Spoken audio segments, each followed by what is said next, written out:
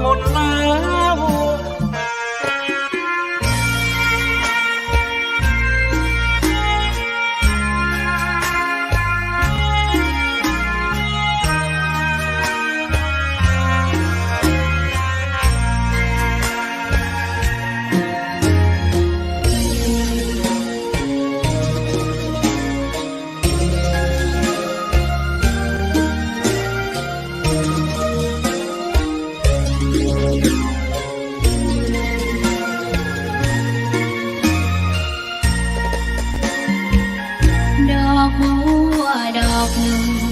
พึงใจ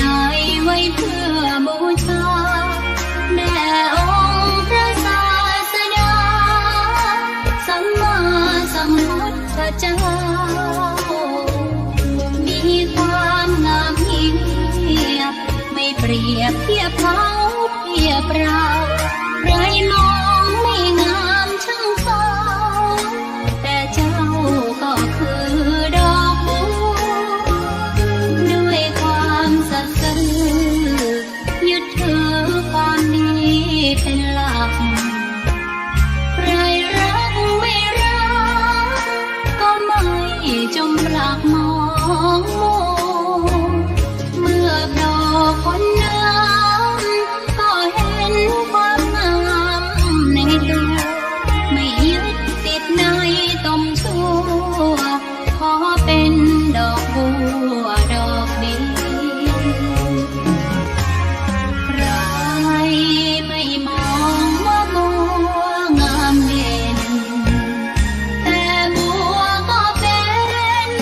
ดอกบัวทุกวันอย่างดีไม่อยากเด่นดังแต่มุ่งหวังในทางเด่นดีเกิดมาเพื่อสร้างบารมีถวายชีพนี้บูชาดอกบัวดอกน้อยเฝ้าคอยคนที่ใจบุญมาออกเอื้อคูณรู้ค่าของบุญเก็บบัวขึ้นมาเพื่อสร้างความดีและสร้างบารมีดังว่าใช้ดอกบัวนี้บูชาพระสัมมาสัมพุทธองค์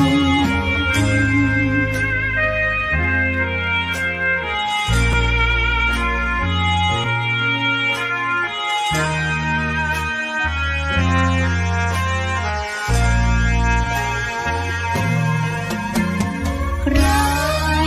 ไม่มองว่าบัวงามเด่นแต่บัวก็เป็นดอกบัวทุกวันอย่างนี้ไม่อยากเด่นดังแต่มุ่งหวังในทางเด่นดีเกิดมาเพื่อสร้างบารมีถวายชีพนี้บูชาดอกบัวดอกน้อยเฝ้าคอยคนที่ใจบุญมาออกเอื้อคูณรู้ค่าของบุญเก็บบัวขึ้นมาเพื่อสร้างความดีและสร้างบารมีดังว่าใช้ดอกบัวนี้บูชาพระสัมมาสัมพุทธ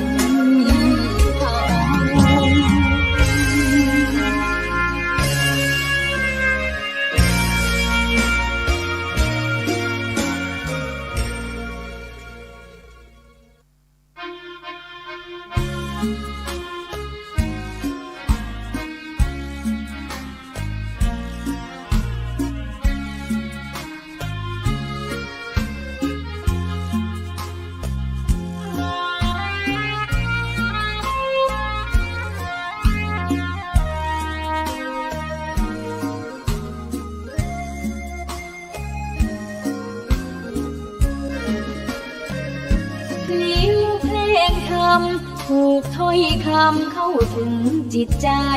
ฟังรายการวิทยุเสียงใส ส่งถึงใจไปสู่ปลายนาสารธรรมน้อมนำมังศาสดาบอกผู้คนทั่วลาหันมาเข้าวัดฟังธรรมคลื่นเสียงนี้เป็นคลื่นธรรมะจากใจส่งถึงบ้านไกลบ้านไกลฟังได้สุขใจล้ำยามดึกดื่นค่ำคืนมีงานต้องทำเป็นคลื่นสารธรรมเน้นย้ำธรรมะเพื่อนใจ เสียงคลื่นธรรมบอกหลักธรรมให้คลายความเหงาฟังเสียงธรรมะเบาเบาบอกเล่าถึงคนบ้านไกลสื่อธรรมะบอกลดละระหว่างด้วยใจสื่อไปถึงสวงในเข้าใจหลักธรรมหลักดีลิ้วเพลงธรรมถูกสัมพันธ์จิตใจร่าเริงฟังสาระธรรมะบันเทิงรื่นเริงในชีวิต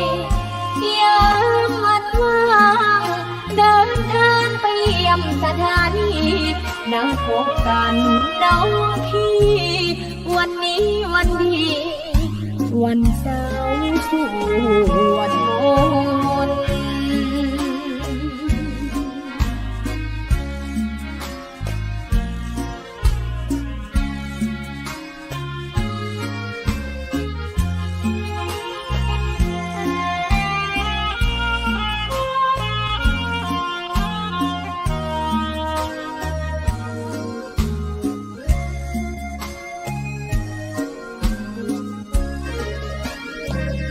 เสียงคลื่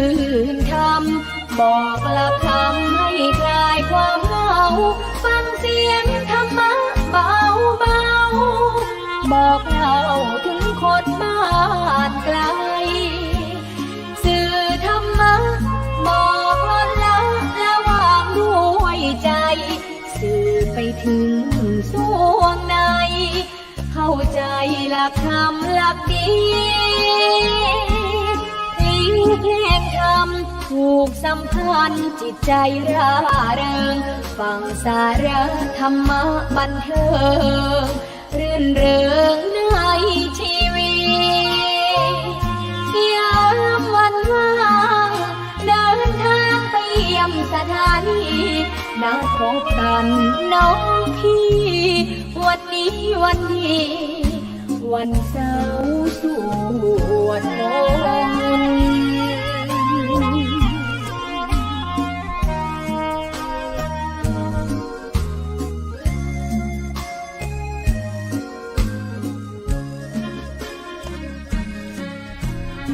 ขอนอบน้อมต่อพระรัตนตรัยแก้วเจ้าสามประการน้อมเอาคุณพระพุทธเจ้าคุณพระธรรมเจ้าคุณพระสังฆเจ้าคุณพระอรหันตเจ้าอริยสงฆ์เจ้าจู้ตนจู้องค์ได้เมตตาแผ่ปารมีมาเป็นนวโลกุตรธรรมปกเกลาเกษาโปกห่มหักษาครูบาอาจารย์พระมหาเถระ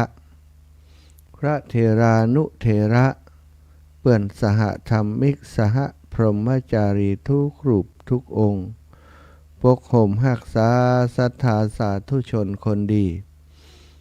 เท่าแก่อีป่ออีแม่ต่างหลายติดตามรับฟังรายการสาระธรรมยามเจ้าเสียงธรรมแสงอรุณก่อนที่พระอาทิตย์จะขึ้นในยามเจ้านี้ศรัทธาญาติโยมทั้งหลายได้มีโอกาสฟังน้ำฟังธรรมต้อนรับวันใหม่วันจันทร์ที่11เดือนมีนาขึ้น2 ค่ำเดือน6 ศรัทธาญาติโยมทั้งหลายวันนี้ท่านเจ้าทั้งหลายพบกับอาตมาภาพพระมหาสมชาติชาตปัญโยวัดบรรพตสถิตตำบลพิจัยอำเภอเมืองจังหวัดลำปางรับผิดชอบดำเนินรายการนี้เป็นรายการที่ตั้งครอบครัวคลื่นสีขาวโดยการนำของท่านอาจารย์พระครูอภิวัฒนวิกรมครูบาอาจารย์ซึ่งเมตตาได้มอบเวลามาให้กับอาตมาภาพได้นำสิ่งละอันพันละน้อยอันเป็นสารธรรมอันเป็นประโยชนะเป็นความรู้ในหลายๆด้านมาแจ้งมาอู้มาจ้ามาบอกมากล่าวกับศรัทธาญาติโยมบางครั้งก็เป็นเรื่องของทานบารมีการทำบุญสุนทานบางครั้งบางทีก็จะเป็นเรื่องของการประพฤติวัดปฏิบัติธรรมในเรื่องของศีลในเรื่องของภาวนานำสาระอันเป็นประโยชน์จากธรรมบทก็มีจากพระไตรปิฎกก็มีจากสาระที่ครูบาอาจารย์พระมหาเถระทั้งหลายได้ประพันธ์ไว้ในหนังสือหนังหาต่างๆก็มีสถานแหล่งความรู้มีอยู่หลายที่หลายแห่งบางครั้งบางทีก็มาจากต่างเป็นห้องว่าต่างแหล่งความรู้ที่มาจากต่า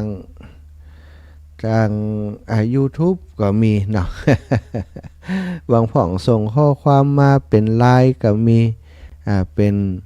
ตั้งข้อความต่างๆอันเป็นประโยชน์ก็เอานำมาเป็นสารธรรมมาแบ่งปันมาอูจามาสนทนาส่งมาอย่างบ้านอย่างจองของศรัทธาญาติโยมทั้งหลาย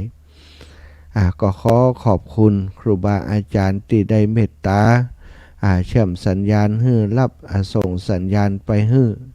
ไปถึงบ้านถึงจองของศรัทธาญาติโยมโดยผ่านตั้งเครือข่ายสถานีวิทยุหลายสถานีในช่วงของตอนจ้ำก็มีที่ห้วยตองซักเนาะ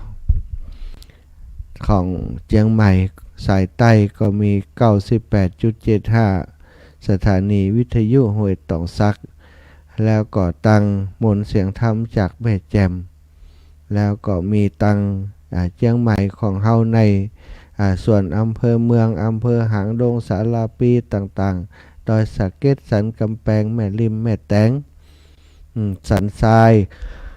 มาฮอดตึงสาลาปีในพื้นที่อำเภอเมืองนี้ก็อาศัยรับฟังจากสถานีวิทยุของวัดฝายหินนะซึ่งเป็นสถานีวิทยุเพื่อการศึกษาศาสนาและวัฒนธรรมอำนวยการโดยท่านพระครูสมุวิสุวัฒน์วรกิจโจก็ถือว่าเป็นสถานีหลักที่เชื่อมสัญญาณรับสัญญาณในครอบครัวเครือข่ายคลื่นสีขาวของเฮาไปออกอากาศให้พี่น้องได้รับฟังในหลายพื้นที่หลายอำเภอของจังหวัดเชียงใหม่ถือว่าเป็นสถานีวิทยุที่ส่งไปหลายอำเภอโดยการสดไปแต่เมืองฝางแม่อายชัยปราการท่าตอนก็จะเป็นวิทยุวัดพระพุทธบาทอุดมน้ำบ่อสวา 100.25 เมกะเฮิรตซ์วิทยุคณะสงฆ์อำเภอฝางจังหวัดเชียงใหม่โดยเมตตาของหลวงพ่อท่านพระครูสุจิตานุรักษ์ผู้อำนวยการเจ้าของสถานีดูแลควบคุมสถานี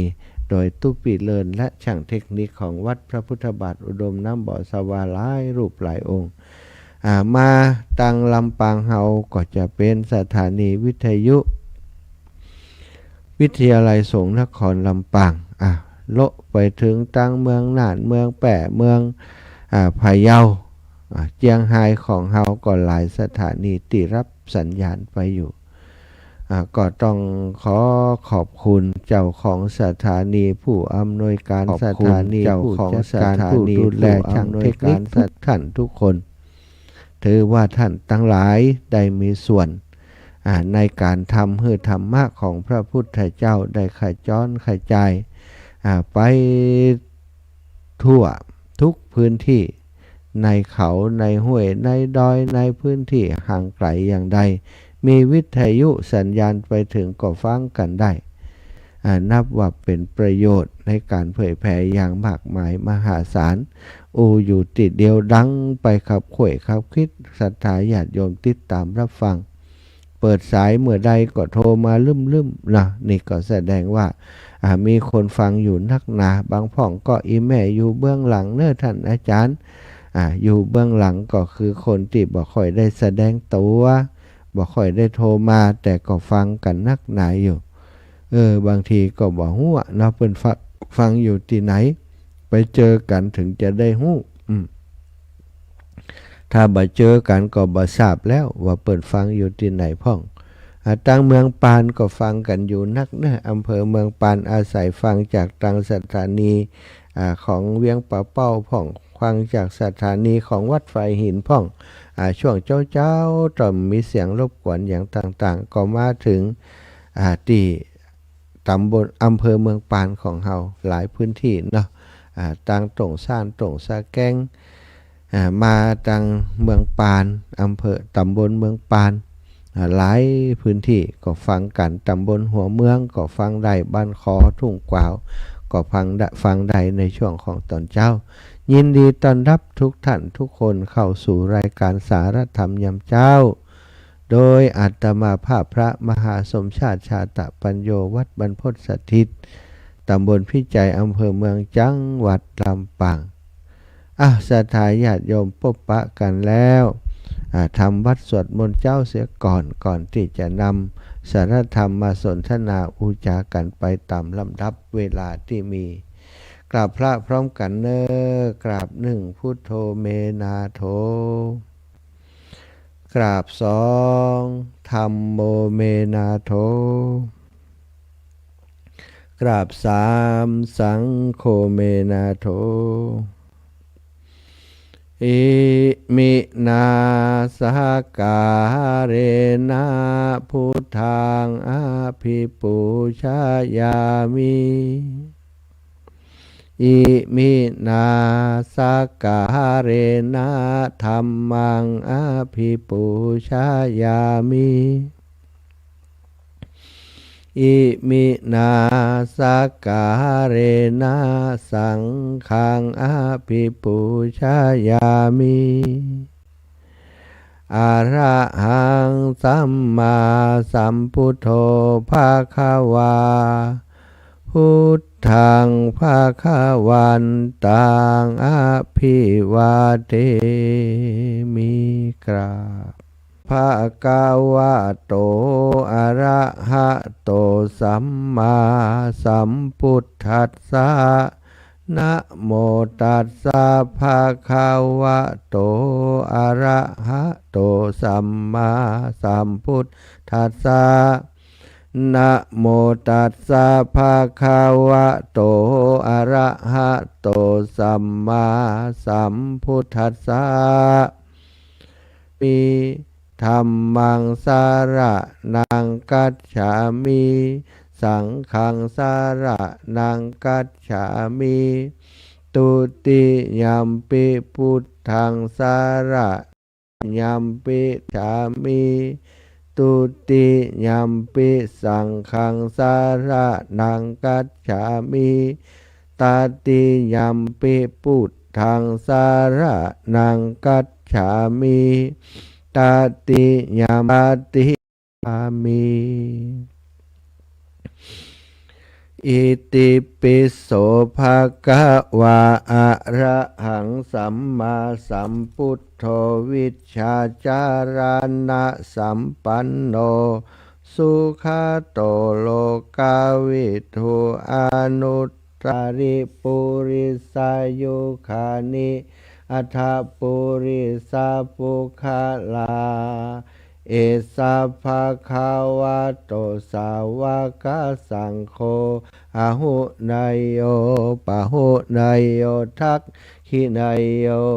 อัญชาริกะระนิโยอนุตตรังปุญญเขตังโลกัสสาติกราบพระพร้อมกันเนอกราบหนึ่งพุทธังวารันตังศิรสานะมามิ กราบสองธรรมังวรันตังศิรสานะมามิกราบสามสังฆังวรันตังศิรสานะมามิอ้าวศรัทธาญาติโยมโอ้นึกว่าลูกเจ้าคนเดียวปัดเถาะมีหลายคนเนอะฮะตื่นเจ้าขึ้นมาพ่องก็เปิด Facebook มาเป็นเพื่อนตั้ง Facebook ก็ได้ฟังรายการตั้ง Facebook เนาะครูป๊อดครูป๊อดก็ตื่นเจ้าเหมือนกันนะครูป๊อดตื่นแต่เจ้าเลยแสดงว่านอนวันรับแล้วก็ว่าทำข้อสอบมือละอ่อนอยู่คุณโยมอัมพรกันทะมีแม่เดือนเพ็ญทิมวางคืนนี้นอนหงิบไปน้อยเดียวช่วงบทสวดเมตตาใหญ่เลยบัดรับบัดนอนตั้งแต่4 ทุ่มจนถึงตอนนี้ยังบัดรับเจ้าสวดมนต์ก่อนนอนจนสวดมนต์เจ้าโอ้อัมพรกันทะมี แม่อัมพรกันทะมีสาธุเนอะโอ้ยนะวันได้รับได้นอนกันนะสงสัยจะมีงานกันวันได้รับได้นอนแล้วก็น้องต่อยน้องสาวนะที่เป็นผู้ที่สนใจใส่ใจในการปฏิบัติธรรมคนนี้ก็จากคนที่ว่าสนใจทำวัดสวดมนต์เลยปัจจุบันนี้ทำวัดสวดมนต์ทุกวันปฏิบัติธรรมดูลมหายใจทุกวันก็เป็นกำลังใจให้กันและกันเนาะเป็นน้องสาวแท้ๆการด้วยกันมา ได้สัมผัสเรื่องราวดีๆซึ่งกันและกันมาโดยตลอดน้องสาวคนเล็กนะเจอปัญหาเจออุปสรรคในชีวิตมาได้ให้คำปรึกษาให้การดูแลด้านจิตด้านใจแนะนำให้ได้อาบน้ำฟังธรรมก็ได้ทำตามที่บอกให้ตลอดจนปัจจุบันนี้ชีวิตก็มีความสุขกับความพอเพียงในการเป็นอยู่ของเขาเนาะศรัทธาญาติโยมวันนี้ก็จะอู้จากันยาปากขอกอีกสักครั้งเนาะยาปากขอกมีอย่างพ่องท่านอาจารย์ยาปากขอกสำหรับมนุษย์คนเฮาศรัทธาญาติโยมก็คือเรื่องของการฮื้อตานนี้อู้กันมาโดยตลอดบางคนก็เข้าใจบางคนก็บอกใครเข้าใจการฮื้อตานนี้ทำไมบางคนเข้าใจบางคนบอกเข้าใจสถานในความหมายของอาตมาก็คือการเข้าฮื้อตานนั้นวัตถุประสงค์ของการฮื้อตานนั้นคนที่เข้าใจแต่เปิดฮื้อตานแล้วจะมีความสุขคนที่บอกเข้าใจรักการฮื้อตานประโยชน์ของการฮื้อตานแล้วก็ฮื้อตานไปเพื่อประโยชน์ที่อยากจะได้นู่นอยากจะได้นี่ศรัทธาญาติโยมพอบ่ได้ก็ทุกข์ใจอันนั้นคือการฮื้อตานที่มันบักเกิดประโยชน์เกิดอานิสงส์อย่างนักเนาะในธรรมบทก็ดีในพุทธพจน์ก็ดีพระองค์ได้ตรัสไว้หลายติหลายแห่งศรัทธาในที่แห่งหนึ่งได้ตรัสไว้ว่าการทำประโยชน์ทานทำประโยชน์ให้สำเร็จได้เสมอแม้เมื่อของมีอยู่น้อยศรัทธาของมีอยู่น้อยนิดเพียงใดก็ตามแต่ทานที่เฮาฮื้อนั้นจากของที่มีเพียงน้อยนิดนั้นก็ย่อมจะเกิดประโยชน์เสมอทานที่ฮื้อแม้เป็นเพียงความศรัทธาแม้แต่เป็นเพียงแค่ความศรัทธานะศรัทธาก็ทำประโยชน์ให้สำเร็จได้ข้อที่หนึ่งนั้นแม้จะมีน้อยฮื้อของบ่มีบ่นักมีน้อยเดียวเอาฮื้อตานก็ยังได้ประโยชน์สำเร็จประโยชน์ได้หรือแม้กระทั่งว่าบ่มีของแต่มีศรัทธาในขันธ์ที่จะฮื้อทานก็ทำประโยชน์ให้สำเร็จได้นักปราชญ์หรือว่าบัณฑิตผู้มีปัญญาทั้งหลายจึงกล่าวว่าการทำทานเสมอด้วยการรบพวกวีรบุรุษ แม้มีน้อยแต่สามารถชนะคนที่ขี้ขลาดที่มีมากได้ศรัทธาญาติโยมนักปราชญ์หรือว่าบัณฑิตผู้มีปัญญาทั้งหลายกล่าวว่าการทำทานเสมอด้วยการรบอย่างศรัทธาญาติโยมรบอย่างการทำทานก็รบกับกิเลสรบกับความหันแก่ตัวซึ่งทุกคนนะที่เป็นปุถุชนอย่างหมู่เฮาอยู่ทั้งหลายปุถุชนก็คือคนที่ยังข้องเกี่ยวหรือว่ายังบรรลุพ้นจากอำนาจของกิเลสตัณหาต่างๆเตื้อแล้วแต่ระดับจิตใจของใครที่จะลดละอย่างได้พ่องถ้าลดละไปถึงที่สุดได้ก็เป็นพระอรหันต์แต่ยังบัดสูงที่สุดเตื้อปล่อยวางยังบัดได้ถึงที่สุดเตื้อกำลังเป็นผู้ที่เดินอยู่ในมรรคในมรรคาของการไปตรัสรู้หรือว่าไปสู่นิพพานนั้นยังบอกไปถึงตั้งปลายมันเถอะยังอยู่ในระหว่างกึ่งกลางระดับต่ำที่สุดก็คือปุถุชนขึ้นมาถ้าอยู่ในกระแสแล้วก็เรียกว่าโสดาบันอันนี้ก็ขึ้นมาระดับหนึ่งระดับพระโสดาบันก็ยังถือว่าเป็นผู้ที่ยังบ่ได้ตรัสรู้แน่นอนแต่จิตใจเที่ยงแท้แน่นอนตอนนิพพานแล้ว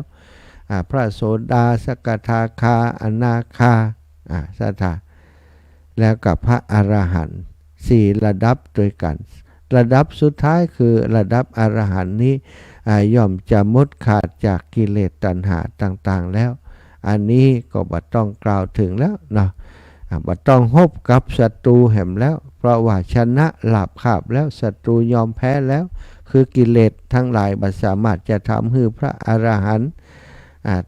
ได้ตกใจกลัวแห่มแล้วบ่สะดุ้งกว่ากับอย่างแห่มแล้วแต่หมู่เฮาทั้งหลายซึ่งเป็นปุถุชนอยู่ที่ยังบ่ได้บรรลุกำเตื้อนะยังไปถึงเป้าหมายอันสูงสุดของชีวิตกำเตื้อก็ยังต้องต้องนั่งห้ำหันกับกิเลสตัณหาที่เกิดขึ้นในจิตในใจของเฮาอยู่ศรัทธากิเลสนั้นมันนักหนากว่าอันศัตรูเป็นศัตรูที่นักหนากว่าศัตรูที่ว่าเป็นฝ่ายตรงข้ามเป็นข้าศึกทั้งหลายข้าศึกที่ฮบกันนะศรัทธาข้าศึกที่เป็นฮบกันยังหันตัวหันตีนหาวิธีการอย่างต่างๆเอาอาวุธอย่างต่างๆมาห้ำมาหันมาฆ่ามาฟันกันได้แต่ศัตรูคือกิเลสนั้นศรัทธาญาติโยมมันบ่หันตัวมันเนาะศรัทธาทั้งหลายแล้วก็ที่สำคัญก็คือมันอยู่ในตัวเฮาแห่มซ้ำนะมันอยู่ในใจเฮานี่มันอยู่ในกำกึดอยู่ในอย่างของเฮาเนี่ยความอิจฉาริษยาเป็นของไผ่ศรัทธามันเป็นความอิจฉาริษยาของคนอื่นก็บ่ใจแต่มันคือของที่อยู่ในตัวของเฮานี่นะเท่ากับว่ามันฮบกันอยู่ตั้งในนี่ถึงวันความอิจฉาริษยาความตนีที่เหนียวความขี้โกรธขี้เกียจความขี้โลภตัณหาต่างๆมันบ่ได้มาจากที่อื่นที่เฮาจะหันเป็นตัวเป็นตีนมันบ่ได้เป็นอย่างนั้นแต่มันเกิดขึ้นอยู่ในใจของเฮานี่มันคือเนื้อเดียวคืออันเดียวกับตัวเฮาฉะนั้นในการสลัดออกหรือว่าการฮบกับสิ่งที่ซ่อนอยู่ในจิตให้ใจของเฮาย่อมจะยากกว่าการฮบกับศัตรูทั้งหลายที่อยู่ตั้งภายนอกสถาญาติโยมศัตรูภายในก็คือกิเลสตัณหาต่างๆที่มันกิเลสปัญหาปันแปด105ปัญหาปันแปดมันเยอะมันมีลูกมันมีลูกสมุนมันเสนามันนี่เยอะแยะไปหมดอย่างที่พระพุทธเจ้าเอาชนะมารพญามารทั้งหลายน่ะตัณหาราคะอารตีติดใต้ต้นพระศรีมหาโพธิ์ในวันที่พระองค์ตรัสรู้น่ะศรัทธาญาติโยมเอาบัดใจเสียหน่อยมารและเสนาแห่งมารอันนั้นเป็นเรียกว่าเป็น ปุคลาธิฐานแต่ธรรมาธิฐานก็คือฮบอยู่ในใจตัวเก่าเนี่ยสถาบ่ได้เป็นยักษ์เป็นมารที่จะมาอย่างที่เฮาหันในรูปต่างๆนะในรูปต่างๆนะเป็นธรรมเป็นปุคลาธิฐานคือกิเลสทั้งหลายนี่ที่วิ่งเข้ามาหาเฮานี่มันอยู่มันนักถึงขนาดนั้นนะสถาคอยถิ่มแทงคอยลุมเล้าคอยทำให้เฮา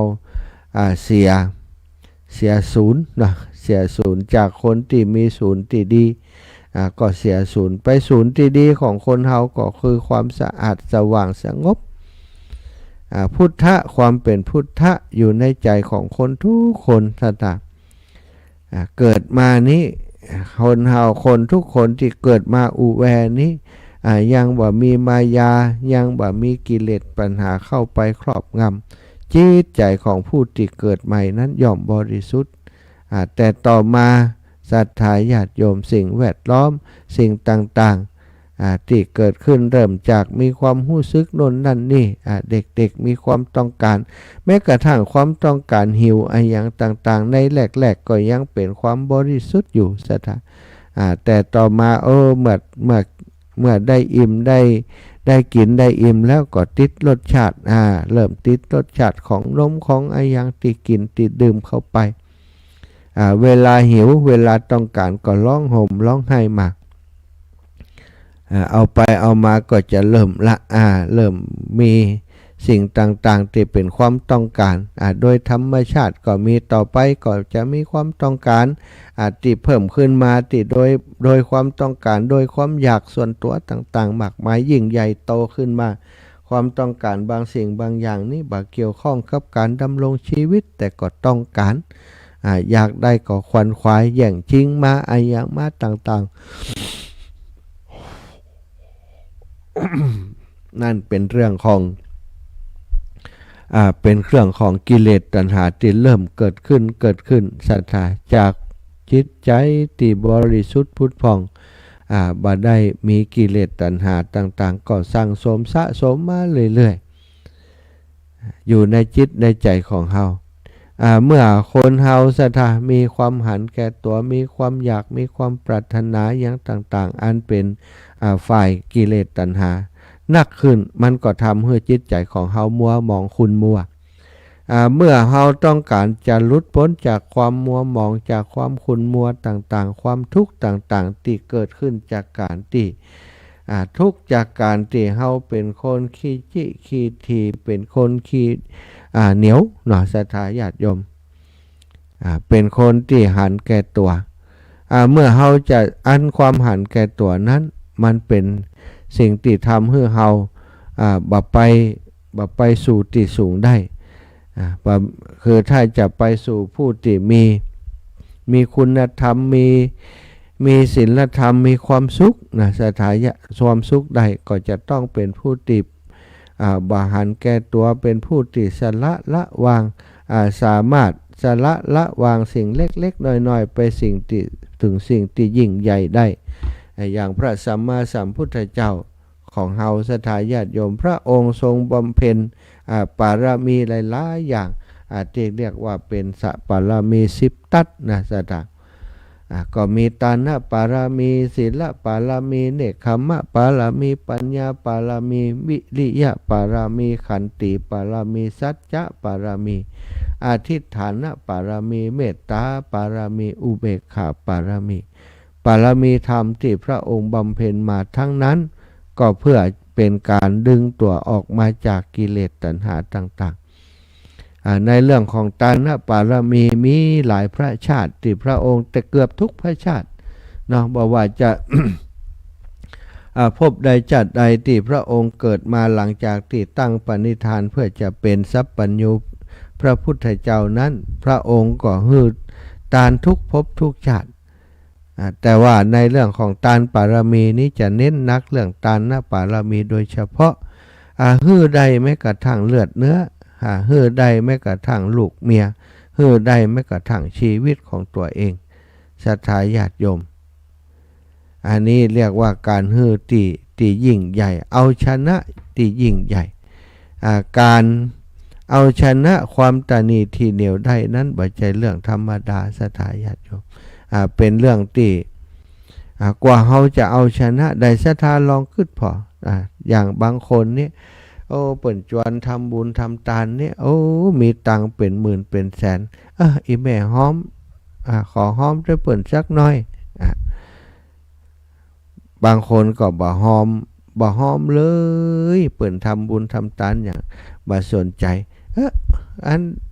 ของเล็กน้อยนี่บ่ยะถ้ายะจะยะใหญ่ๆเลย ทำทาน หันเปิ่นยะทำบุญสุนทรทานอย่างบ่ค่อยทำบ่มีใจจะทำสถาญาติโยมมีหลายคนที่อาตมาเคยหู้จักเนาะเคยหู้จักบางคนเนี่ยโอ้เก็บสตางค์ไว้กว่ามันกะของเงินมันลดลงเปิ่นเก็บทองเก็บอะไรอย่างไว้นะเก็บทองนี่หลา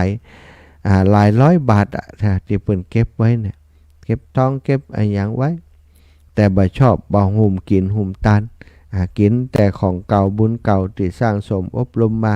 ทำให้เปิ่นเป็นคนที่มีทรัพย์สินสลิงคารพอมีทรัพย์แล้วก็เก็บไว้ห่วงแต่ทรัพย์ไว้นะสตาบ่ยอมเอามาใช้จ่ายเตตานเปิ่นหายเปิ่นหอมโอ้ตาสีตาสานี่อย่างน้อยก็คน100-200ละนะคนเฒ่าคนแก่บ้านนอกนั่นนะเพราะว่าเปิ่นมีอันนี้หรอเปิ่นมีเบียร์ยังชีพมีอะไรยังคนเฒ่าคนแก่เมื่อก่อนนี่10-20ว่าเดียวนี้คนเก่าคนแก่ไปพอเถอะบ่ว่าที่ไหนจิตใจเปิ่นอยากเปิ่นปลงในเรื่องของทรัพย์สมบัติได้แล้วสถาเลยมีทรัพย์มีสินมีเงินมีทองก็อยากจะสร้างสมอบรมเรื่องบุญเรื่องทานคนเฒ่านี้จะหื้อทานนักกว่าละอ่อนเขาตั้งหลายอย่างตีว่าเนี่ยคนมีตังนี่หื้อทานสู้อันคนเฒ่าคนแก่บ่ได้ติ อาตมาเคยหันคนเฒ่าคนแก่หอม100-200บางคนนี่อีแม่เป็นเจ้าภาพสังเนออีน่ะสังบางเต่ก็500ขึ้นสตาเป็นเจ้าภาพสั่งแต่คนที่เป็นปเลี้ยงใหญ่ในบ้านในจองหันที่เคยหันนะเปิ่นก็หอมเล็กๆหน่อยๆไปก็มีแต่ก็ยังดีที่เปิ่นยังหายยังหอมอยู่นะจะหอมโดยสาเหตุใดก็บ่ฮู้อาจจะว่าอายเขาถ้ามาหอมก็อายเขา หอมโดยไม่ได้ตั้งใจแต่นี่ก็มีนะศรัทธาญาติโยมก็มีอยู่แต่ก็อยู่ที่บุญไผ่บุญมันนะศรัทธาคนที่เปิ่นเสียสละได้นักมันก็เริ่มจากน้อยๆนั่นเองอาตมานึกถึงตัวเก่าเมื่อก่อนนี่ฮือตาลนี่หันป่อหันแม่ฮือตาลก็ว่าฮือไปอย่างสตังเฮาเอาไปฮือคนอื่นทำบุญกับวัดกับวาบ่หันจะได้อายังแต่พอวันหนึ่งมาติดตัวเก่ามีโอกาสได้ฮือตาลได้อย่างต่างๆความสุขจากการฮือทานมันทำฮือเฮาได้อยากจะทำให้นักขึ้นยิ่งขึ้นนักขึ้นยิ่งขึ้นตลอดศรัทธาญาติโยมปัจจุบันนี้บ่ค่อยมีความรู้สึกอย่างแล้วกับทรัพย์สมบัติต่างๆที่ได้มาโดยเฉพาะในช่วงที่มาบวชเป็นพระสงฆ์องค์สังฆเจ้าในพุทธศาสนานี้ก็มาบวชเพื่อจะช่วยเหลือเรื่องการศึกษาของโรงเรียนขนาดเล็กในหมู่บ้านในชุมชนบ้านเกิดของอาตมาปีหนึ่งนะก็หาปัจจัยหาสตางค์ไปอุดหนุนจุนเจือช่วยเหลือโรงเรียนขนาดเล็กของตัวเก่านั้นหลายสตางค์อยู่กิจกรรมอายังต่างๆกรรมลักปันก็มีลักหมื่นก็มีแล้วก็ทุกๆปีนี่ต้องหาเงินให้ส่งไปช่วยเหลือเนาะระดมทุนช่วยเหลือต่างๆนี่เป็นผู้นำเป็นตัวตั้งตัวตีในการทำกิจกรรมนี้ต้องมีเงินช่วยโรงเรียน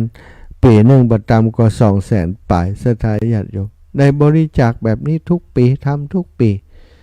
ก็บ่เคยบ่รู้สึกเดือดร้อนอะไรอย่างบางครั้งก็ศรัทธาญาติโยมเปิ่นให้เปิ่นหอมมาใจส่วนตัวใจส่วนตัวของเฮา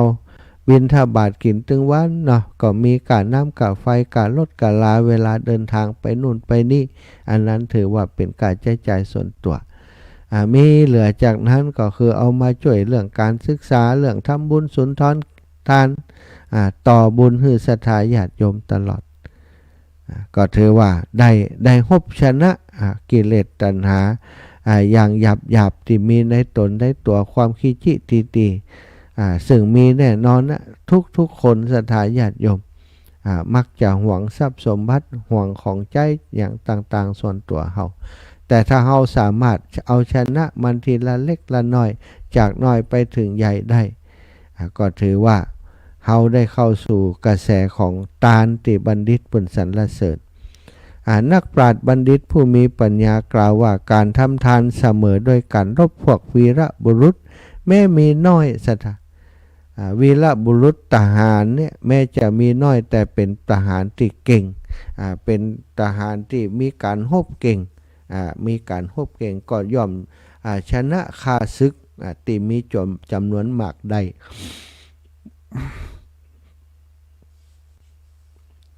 เพราะฉะนั้นถ้าผู้ใดเชื่อในการทำทานอยู่ย่อมฮื้อใดแม้แต่สิ่งของซึ่งมีเพียงเล็กน้อยผู้นั้นย่อมเป็นผู้มีความสุขในโลกนี้และโลกหน้าอย่างในนิทานธรรมบทก็หลายเรื่องศรัทธาญาติโยมติในทุกขตะนะแม้แต่ว่าอันจะหอมกฐินด้วยเพิ่นก็ตึ้มมีอย่างเพราะว่าฮับจ้างทำงานบ้านท่านเศรษฐีนั้นก็ได้ค่าจ้างเป็นกะอาหารศรัทธาตัวเองมีอย่างที่จะไปหอมเพิ่นสุดท้ายก็ได้เอาผ้าเก่าคว้าเก่าที่ตัวเองนุ่งอยู่นั่นเนาะเอามาซักสีเฮียแล้วก็เอาไปขายเนาะนุ่งยอมนุ่งใบตองเอาใบตองมานุ่งห่มตัวเอาของไปขายคนตั้งหลายก็ไข้หัวใจว่าโอ้หมอนี่เนาะ ในนี้มันเอาเสื้อผ้ามาขายไผจะไปซื้อของมันเสื้อผ้าก็เก่าเหียไข้หัวใจเปิ่นตีหนุ่งใบตองแต่คนนั้นเขามีจิตใจติชนะแล้วศรัทธาชนะแล้วพร้อมที่จะฮื้อตานและใจจิตยินดีปรีดาปราโมทย์ในการจะฮื้อตานแล้วบ่ได้หวั่นไหวต่อสายตาคนที่ดูถูกดูแขวนคนตั้งหลายไข้หัวใส่ติเปิ่นใส่เอาใบไม้มานุ่งห่มแกก็บอกว่าท่านจะล้อเลียนเฮาได้แค่จัดนี้เท่านั้นแหละนะจัดต่อไปเขาจะบัดตุกคือท่านทั้งหลายได้มาล้อเลียนเฮาแหมละท่านจะบาหารอย่างอีแหมละคนทั้งหลายไข้หัวเลาะใส่แกบ่ได้สนใจแกบอกว่าเนี่ยแกจะตุกเป็นจัดสุดท้ายจัดต่อไปแกบอกเป็นคนตุกแหมแล้วนี่ศรัทธาของมีน้อยค่าก็น้อยมีน้อยชิ้นตัวมีเสื้อผ้าอยู่ชุดเดียวศรัทธาลองขึ้นพอจะเอาไปขายเลินขายได้รับความอับอายก็บ่สนใจคนไข้หัวใจล้อเลี้ยนใจบ่เอาแต่สุดท้ายก็มีคนหันแล้วอยากได้แต่ฮื้อราคาที่น้อยขาดที่สุด1 กหาปณะศรัทธา1 สลึงนะ1 สลึงในสมัยเนี่ยกันเนาะเนี่ยเอาไปเนี่ยอย่างใดไปซื้ออย่างใดศรัทธาญาติโยมเอาไปซื้อเข็มซื้อเข็มกับได้มาคนขายเปิ่นก็อินดูนะความจริงเข็มมันก็แพงกว่านั้นเปิ่นก็ขายฮื้อได้เข็มได้มาเอาไปหอมบุญกับเปิ่นที่เปิ่นทำกฐินทานสุดท้ายกลายเป็นเศรษฐีในวันนั้นเลยนั้นศรัทธาเนี่ยอีปออีแม่ศรัทธาญาติโยมทั้งหลายคนเฮาเนี่ยถ้าเฮาเอาชนะความตนีทีเหนียวในจิตในใจได้สามารถฮื้อตานโดยความบริสุทธิ์ใจตานแบบนั้นจะมีพลานิสงส์อันมากมายบางคนนี่อย่างที่ว่านะฮื้อตานสาธุขอฮื้อข้าเจ้าได้ถูกหวยรางวัลที่1เถอะนะนั้นก็เอาแก่น้ำป้ายเนาะศรัทธา เรื่องของการฮื้อตานธรรมบทตานทำทานการทำทานอันบัณฑิตสรรเสริญแล้วโดยส่วนมากโดยแท้ก็มีธรรมบทนี่แหละประเสริฐกว่าทานทั้งหลายธรรมบทก็คือบทธรรมที่เข้าถึงนิพพานเพราะสัตตบุรุษทั้งหลายมีปัญญาแม้ในการก่อนก็ตามได้บรรลุธรรมถึงนิพพานแล้วก็เพราะการได้ฮื้อตานนั่นเอง ศรัทธาอีป่อยอีแม่การฮือตานถ้าเฮาฮือตานโดยความบริสุทธิ์ใจของแม้จะมีน้อยก็ได้ประโยชน์สำเร็จได้มีผลมากมายมหาศาลแล้วก็ตานที่เฮามามีของแต่ว่าเฮามีศรัทธาในการฮือตานก็มีจิตใจที่เสียสละบัตรณีที่เหนียวศรัทธาญาติโยมคนเช่นนี้ก็จะมีความสุขในการฮือตานมีความสุขในโลกนี้และโลกหน้าต่อไปศรัทธาในชั่วโมงนี้เหลือเวลาแห่มประมาณ15 นาทีก็จะเปิดสายให้ศรัทธาญาติโยมได้โทรมาก่อนที่จะพักเบรกและดื่มน้ำดื่มถาดต่อไป03:47 นาทีศรัทธาอยู่ที่ไหนตั้งใดก็ดีโทรมาได้0808844173ฝ่ายที่เป็นเพื่อนกันอยู่ในคณะนี้นอนบัดลับตะกี้ฝ่ายนอนบัดลับโยมคุณโยโยมอมพรกันทะมีเนาะนอนบัดลับนะตั้งแต่4 ทุ่มมาแล้วยังบัดลับกำเตือโยมปราณีใจพรหมาไหวสาเจ้าท่านมหาฟังอยู่เนื้อเจ้าขอบคุณเน้อแม่ทองใบวงสาเนานะคุณโยมน้องพรนะชิดชบาก็ตื่นเจ้าโลนี่เท่าอะละละโลนี่ตื่นเจ้าอมนวันเล้ากุลโยมแม่อมนวันตื่นละเจริญพรแม่ยายพรโอ้ตื่นแล้วกะรับอยู่นอนอยู่กะนอนในฉลีในฉลีไปเข้าอย่างในฉลีป่ะนะอยู่บนฉลีกับปอกะแม่ยายพรคือกำลังใจกันตลอดแม่ยายพรนี่นะขอบคุณแม่ยายพรเนอะสาธุอยู่ดีมีสุข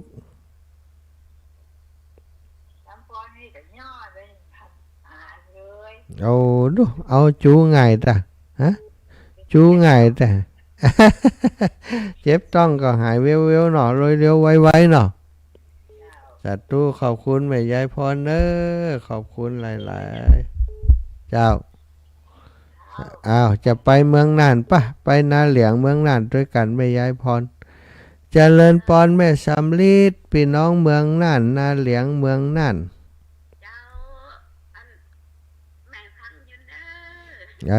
ฟังอยู่เนาะชัดเจนดีก็แม่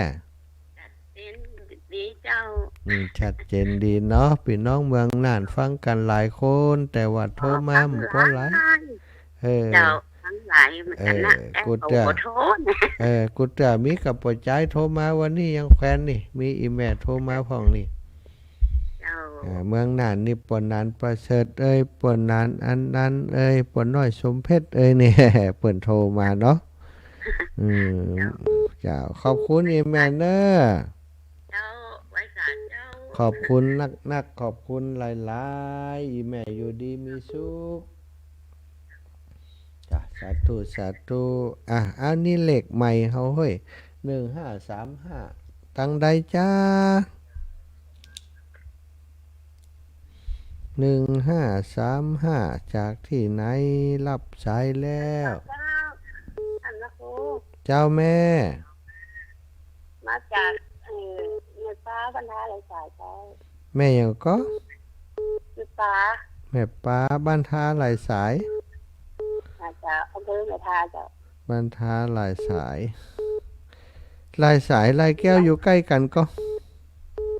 บ้านไหนเหรอลายแก้วเนี่ยแก้วไหนบ้านลายแก้วอีนะอันนี้ลายสายกะเจ้าบ้านทาอำเภอบ้านอำเภอแม่ทาเนาะเจ้าสาธุอีแม่ฟังชัดเจนก็วันนี้ติดแล้วเนาะแม่ป่าอายุเท่าใด76แล้วเจ้าดู76 ปีแล้วอายุยืนเนอะ120บนเนอะไปไข่หัวถึงกาเสียงยังแข็งแรงสบาย สาธุนะแม่นะบุญรักษาบุญรักษาเจริญปอนแม่นวลยอดคำปานเจ้าไว้สาเจ้าโยมแม่สบายดีเนาะช่วงนี้เนาะเจ้าสบายดีเจ้าอากาศตั้งป่าเมียงป่อฮ้อนก้าฮะมาห้อนเจ้าหนาวอยู่แม่ห่มผ้า3 ผืนกันเนอะปัดเท่าข่อยตะเสื้อยาวแฮมเสื้อยาวเนาะใส่ตัวนะเสื้อยาวเตียวยาวอากาศตั้งบนดอยปุ่นดีแท้นะไฟบ่ไหม้บ่อย่างมันก็อากาศสบายแม่ตั้งบนดอยเข้าไปแควไฟกูปิดทุกปีอ่ะเจ้าช่วยกันดูแลเนาะจะต้องหายแล้วค่ะเจ้ายังบ่หายดีแต่ไอ้แม่มันจะเจ็บเป็นบางช่วงแล้วก็เดี๋ยวจะไปหาหมอวันนี้อย่าง11วันพุ่งกันเนาะวันพุธวันพุธก็ยาที่แม่บอกนะมันเป็นยาแก้โรคกระเพาะน่ะเจ้าอันนี้ยังบอกว่ามันเป็นอย่างเกิดแม่กระเพาะมันกำใจถ้ากระเพาะนี่มันจะเจ็บตึงถ้ากระเพาะนี่จะหู้อยู่มันจะเจ็บด้านหน้าต้องเนาะอันนี้มันข้างบุญต้องให้หมอเปิ่นพอว่ามันเป็นอย่างถ้าหมอวินิจฉัยมาก่อนเอาหมอหูเป็นอย่างตั้งในเนาะเจ้าแม่ต้องรอชัดเจนจากหมอก่อนเจ้าไปหาหมอเนี่ยก็ดีเหมือนกันเจ้าอีแม่เจ้า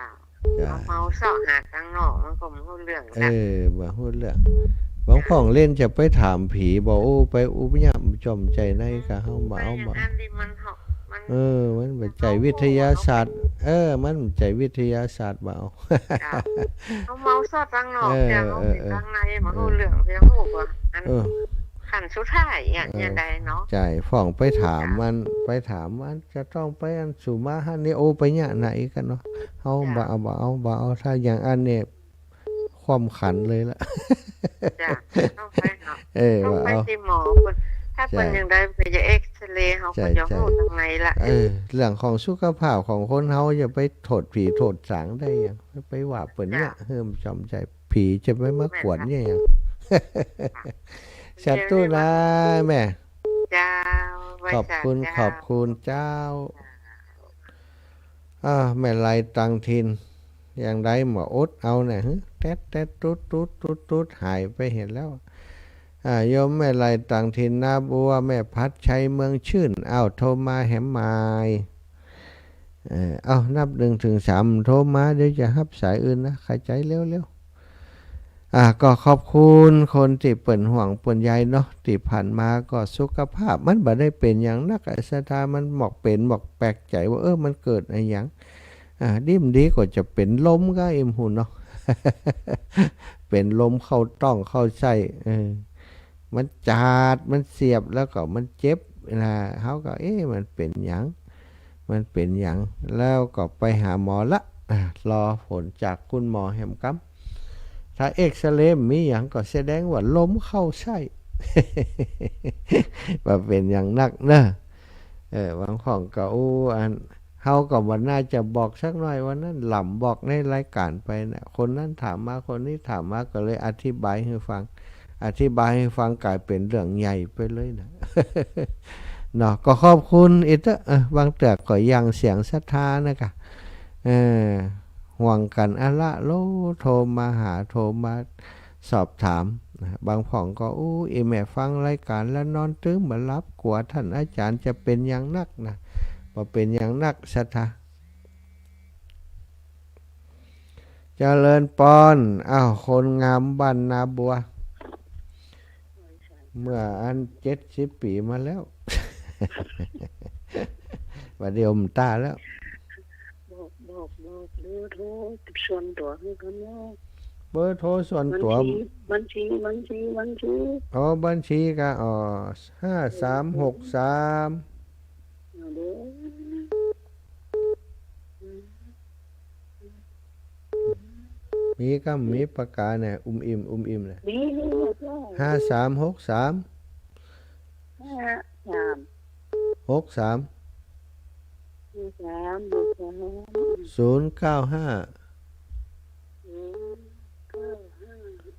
491เรียบร้อยธนาคารกรุงไทย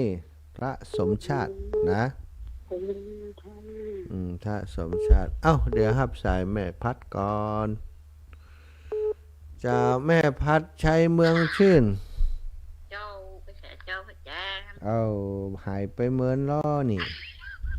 ลืมกันไปแล้วลืมมันมาทำตึ้นไม่ลืมไม่ลืมไม่ลืมล่ะไม่ลืมไม่ลืมไม่ลืมหายแล้วได้ยินเสียงแม่พัดก็ซ้ำหายไปไงลืมเนาะตู้นี่บ้านบอกออกรายการท่านบัลลังไปนอนคุณยายช่วยแก้วันนั้นไปหาหมอที่เขาเดือดร้อนกันวุ่นวายไว้น่ะอันอย่างก็ตกนอนหมอนแล้วมันถ่ายจัดนี่กะคอมันเนี่ยมันอย่างก็เปิดคอเนี่ยคอเจ็บข้างเดียวอ่ะเป็นห้องไว้คออย่างก็แบบแกตกหมอนน่ะตกหมอนน่ะหมอนครบน่ะที่ว่าน่ะเอาเสลึงอ่ะอันมันมาเจ็บข้างเดียวน่ะแล้วก็แหมวันจะไปตรวจเชียงใหม่โอ้อย่างใดดีฝั่งไปอันเฮือนหมอหนวดเปิ่นหนวดฮือกะหมอหนวดชมรมคนตาบอดหนวดฮือโยมโทรหาไปหาหมอยังอาจารย์ไปแล้วอีแม่บ่ต้องห่วงคนนั่นก็โทรมาหาหมอยังหาหมอแล้วอยู่กับหมอเนี่ยบ่ต้องห่วงอีแม่นะอยู่กับหมอหนวดจ้ะไม่ถูกไปดูไม่ได้ถูกกับอันนอนแฟนช่วยปิดโทรศัพท์หนีกับปตทคืนนั้นมีกับคนโทรนะหมอตึงนั่นโทรมาน่ะ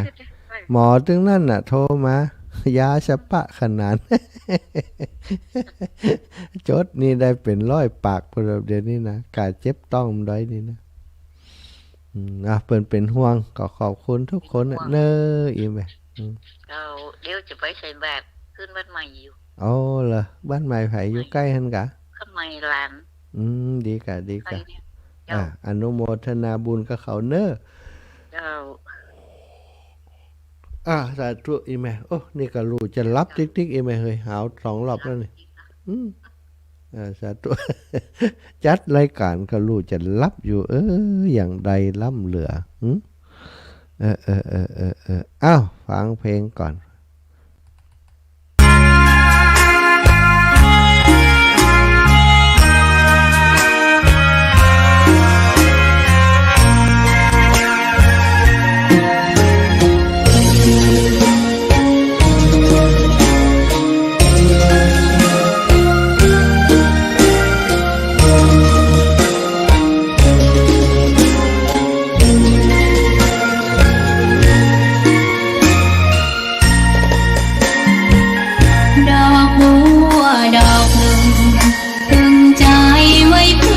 บูชาแด่องค์พระศาสดาสัมมาสัมพุทธเจ้ามีความงามยิ่งไม่เปรียบเทียบเขาเทียบเราใครมองไม่งามช่างเขาแต่เจ้าก็คือดอกบัวด้วยความสัตย์ซื่อเป็นหลักใคร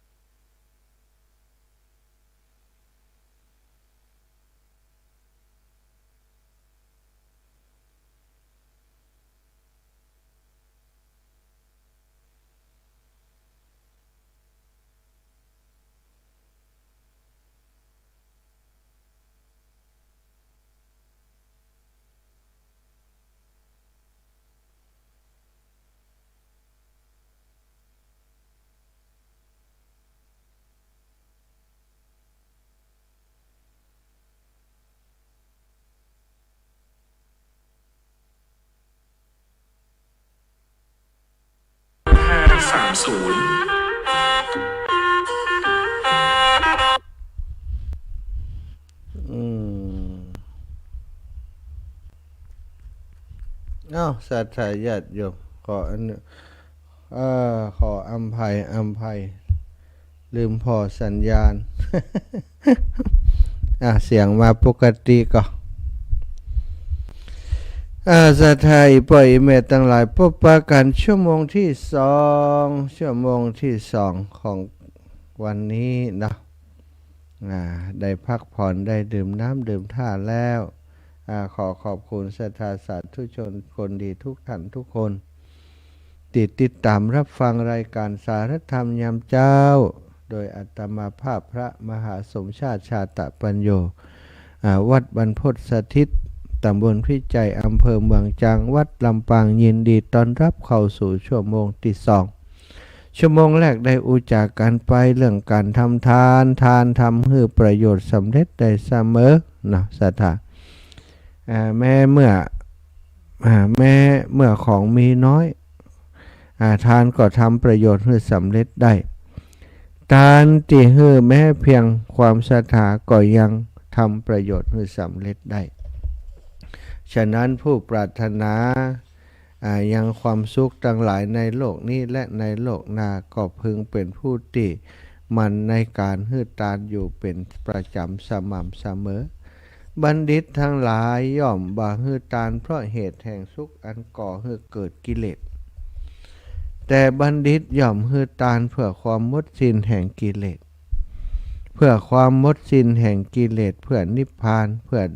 ความดับสนิทแห่งกิเลสอันบ่มีภพมีภพมีชาติอีกต่อไปบัณฑิตทั้งหลายย่อมบ่เจริญฌานฌานก็คืออาการจิตแน่วแน่สงบจากกิเลสเพราะเหตุแห่งสุขอันก่อให้เกิดกิเลสแต่บัณฑิตย่อมเจริญฌานเพื่อความหมดสิ้นแห่งกิเลสเพื่อนิพพานอันบ่มีภพต่อไปบัณฑิตย่อมมุ่งแต่นิพพานมีจิต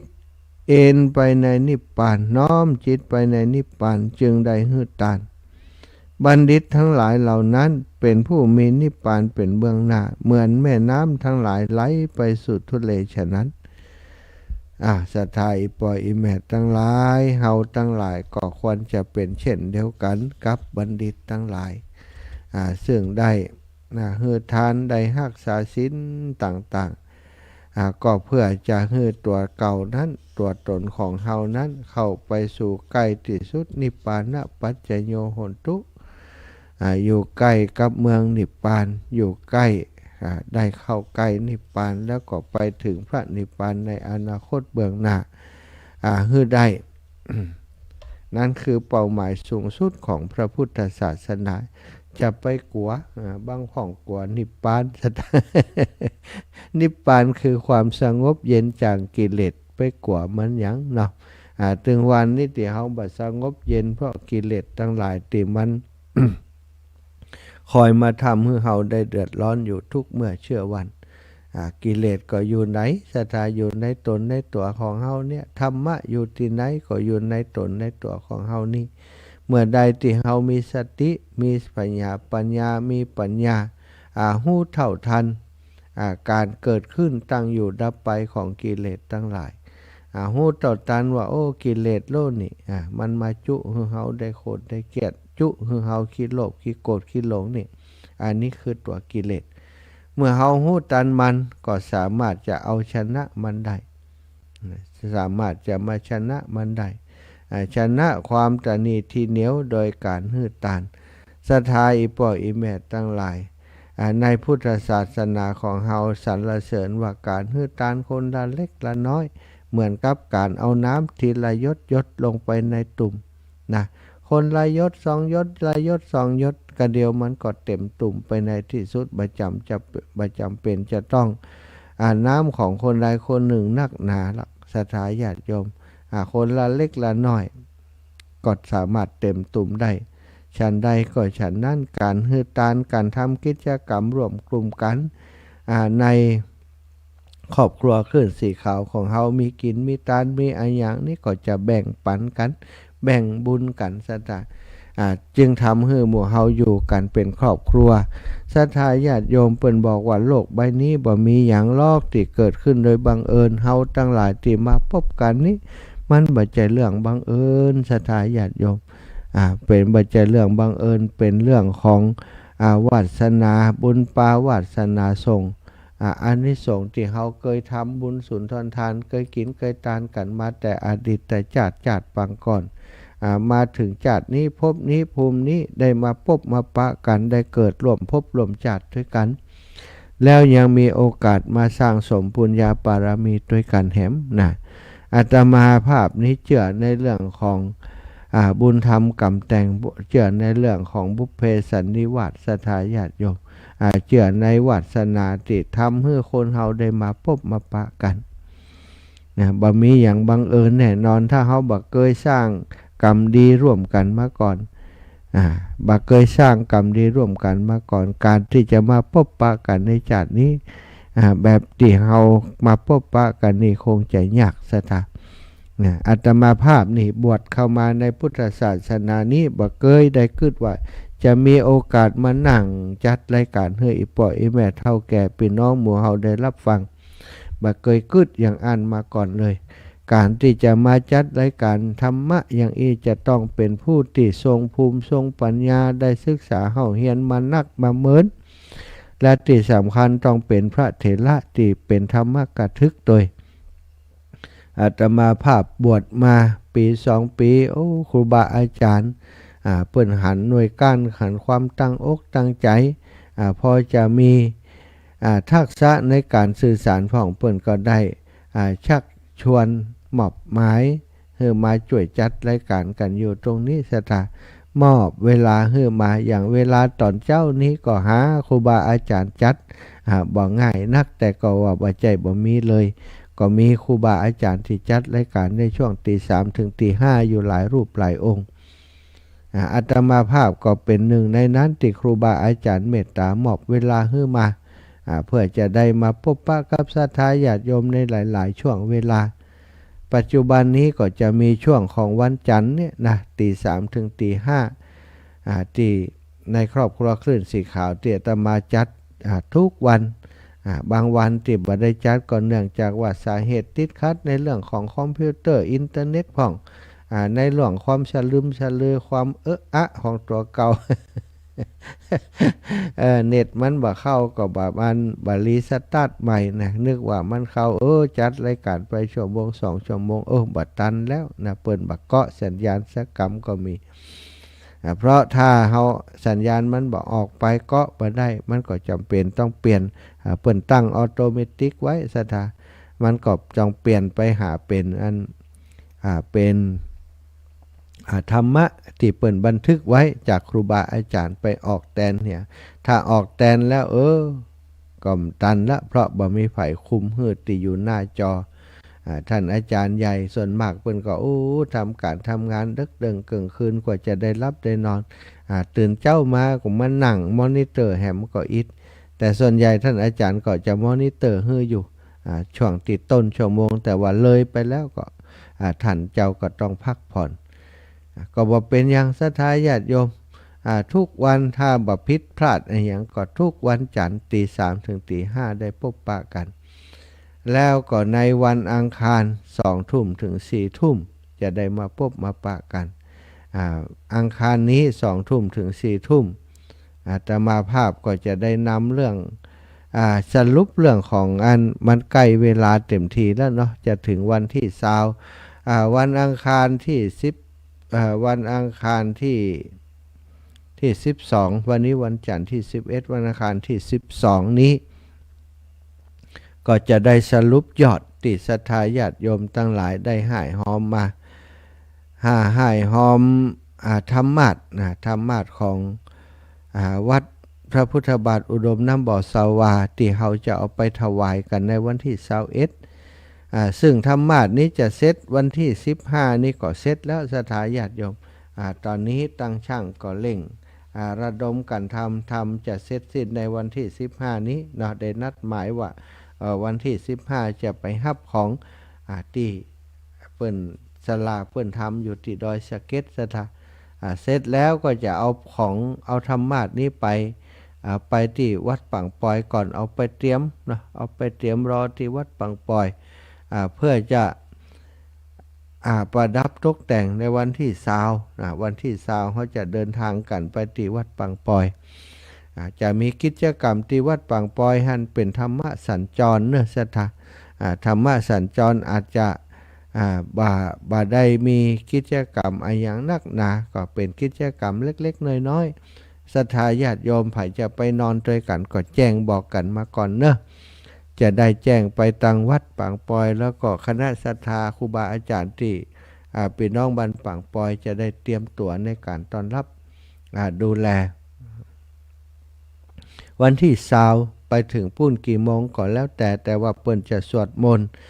ทำวัดเย็น 18 นาฬิกาเป็นต้นไป6 โมงศรัทธาญาติโยมสวดมนต์ทำวัดเย็นทำกิจกรรมสำคัญก่อนจากนั้นประมาณ1 ทุ่มเนาะ1 ทุ่มก็จะเริ่มมีการแสดงธรรมโดยครูบาอาจารย์คลื่นสีขาวเป็นการเสวนาเป็นการแสดงธรรมในกลุ่มคลื่นสีขาวพบปะกับศรัทธาญาติโยมทั้งหลายจนไปถึง21 นาฬิกา21 นาฬิกาก็จะได้พักผ่อนกัน3 ทุ่มก็จะพักผ่อน3 ทุ่ม4 ทุ่มประมาณนี้ศรัทธาพักผ่อนเรียบร้อยตื่นเจ้ามาตี4 กึ่งก็จะได้สวดมนต์ไหว้พระปฏิบัติธรรมกันจากนั้น8 นาฬิกาก็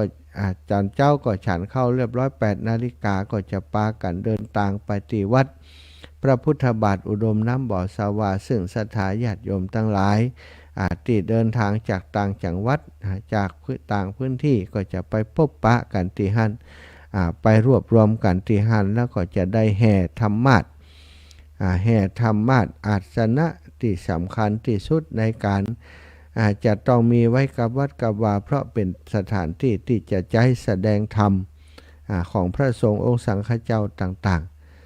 เราได้ร่วมโดยช่วยกันมาตั้งแต่ต้นตั้งแต่แรกศรัทธาญาติโยมได้ได้จากันแล้วก็ตกลงมีมติกันเรียบร้อยแล้วก็แจ้งให้ศรัทธาญาติโยมได้รับทราบได้รับฟังก็มีศรัทธาหน้าบุญตั้งหลายท่านเจ้าได้หายได้หอมมาเนาะตลอดทุกวันที่ผ่านมาก็มีศรัทธาญาติโยมได้หายหอมมาตลอดเฉพาะในส่วนที่หอมผ่านอาตมาณปัจจุบันนี้ก็ได้ร่วม 20,000 กว่าบาทและศรัทธา20,000 กว่าบาทรายชื่อที่มีอยู่นี่ทั้งหมดมี195 รายชื่อที่เปิ้นฝากเป็นสายบุญให้อาตมาได้จดลายหมายชื่อเอาไว้เนี่ย195 รายชื่อแล้วนะศรัทธาเดี๋ยววันอังคารก่อยก่อยประกาศอีกรอบหนึ่งนะเดี๋ยวจะรวบรวมสำหรับที่ได้มาในวัน2 วันนี้คือครบเรียบร้อยแล้วก็จะได้พร้อมกันรวดเดียวไปเลยทีเดียววันอังคารที่จะถึงนี้ก็จะได้แจ้งเรื่องนี้สำหรับศรัทธาอีป่อยอีแม่อยู่ตั้งบ้านตั้งจองเนาะท่านอาจารย์อีแม่ยังว่าได้หอมกำเตะขอหอมตัวจิ้มถ้าอยู่บักไก่ก็โทรมาถ้าอยู่ในลำปางนี่อยู่จังหวัดลำปางโทรมาบอกมาจากกันได้เนาะวันนี้เจ้านี่ก็จะไปฮับนะปัจจัยที่ศรัทธาญาติโยมร่วมหอมธรรมะที่บ้านโป่งแสนทองนะบ้านไห่หน้าน้อยโป่งแสนทองอีแม่อยู่แถวไห่หน้าน้อยมาใส่บาตรก็ได้เนอะแม่น้อยอุตุดีวันนี้ตุลูกจะไปบิณฑบาตที่บ้านแม่ย่าจันสมหน้าวัดโป่งแสนทองหน้าวัดโป่งแสนทองจากนั้นก็จะเดินทางไป ยังบัดแน่ใจว่าโยมน้องสมจิตอินทรวิจิตเนี่ยเปิ้นจะเปิ้นจะฝากครัวเนาะครัวที่ศรัทธาญาติโยมเปิ้นเอาผ้ามือ2เอาครัวที่บ่ได้ใจนั้นนะเอาไปมอบให้คนตั้งบนดอยผ่านตั้งหลวงพ่อเจ้าคุณไพศาลประชานุเคราะห์แล้วพระเจ้าคุณไพศาลประชานุกุลอีกประชานุเคราะห์นี่ทำซึ่งเปิ้นอยู่ที่วัดแม่สลิดหลวงหลวงพ่อเปิ้นจะหลวงพ่อเปิ้นจะเอาไปมอบให้กับคนที่ศรัทธาญาติโยมที่ลำบากที่อยู่ทางบนดอยเนาะศรัทธา ใครมีปิ่นโตเก่าก็เป็นของเครื่องใจไม้สอยไอ้อย่างติมันยังใจได้อยู่แต่ว่าของเฮามันมีเกินละอีนะมันมีหลายชิ้นหลายอันแล้วจะเอามอบให้กับหลวงพ่อขึ้นไปโดยก็แจ้งผ่านอาตมาได้เนอะถ้าสามารถมาได้สถานมาติวัดบรรพตสถิตนี่เอาเข้าของใส่รถมาเอามาไว้ติวัดบรรพตสถิตนี่ได้เลยแต่ถ้ามาบ่ได้บ่มีรถบ่มีลาไอ้ยังถ้ายุ่มปอไก่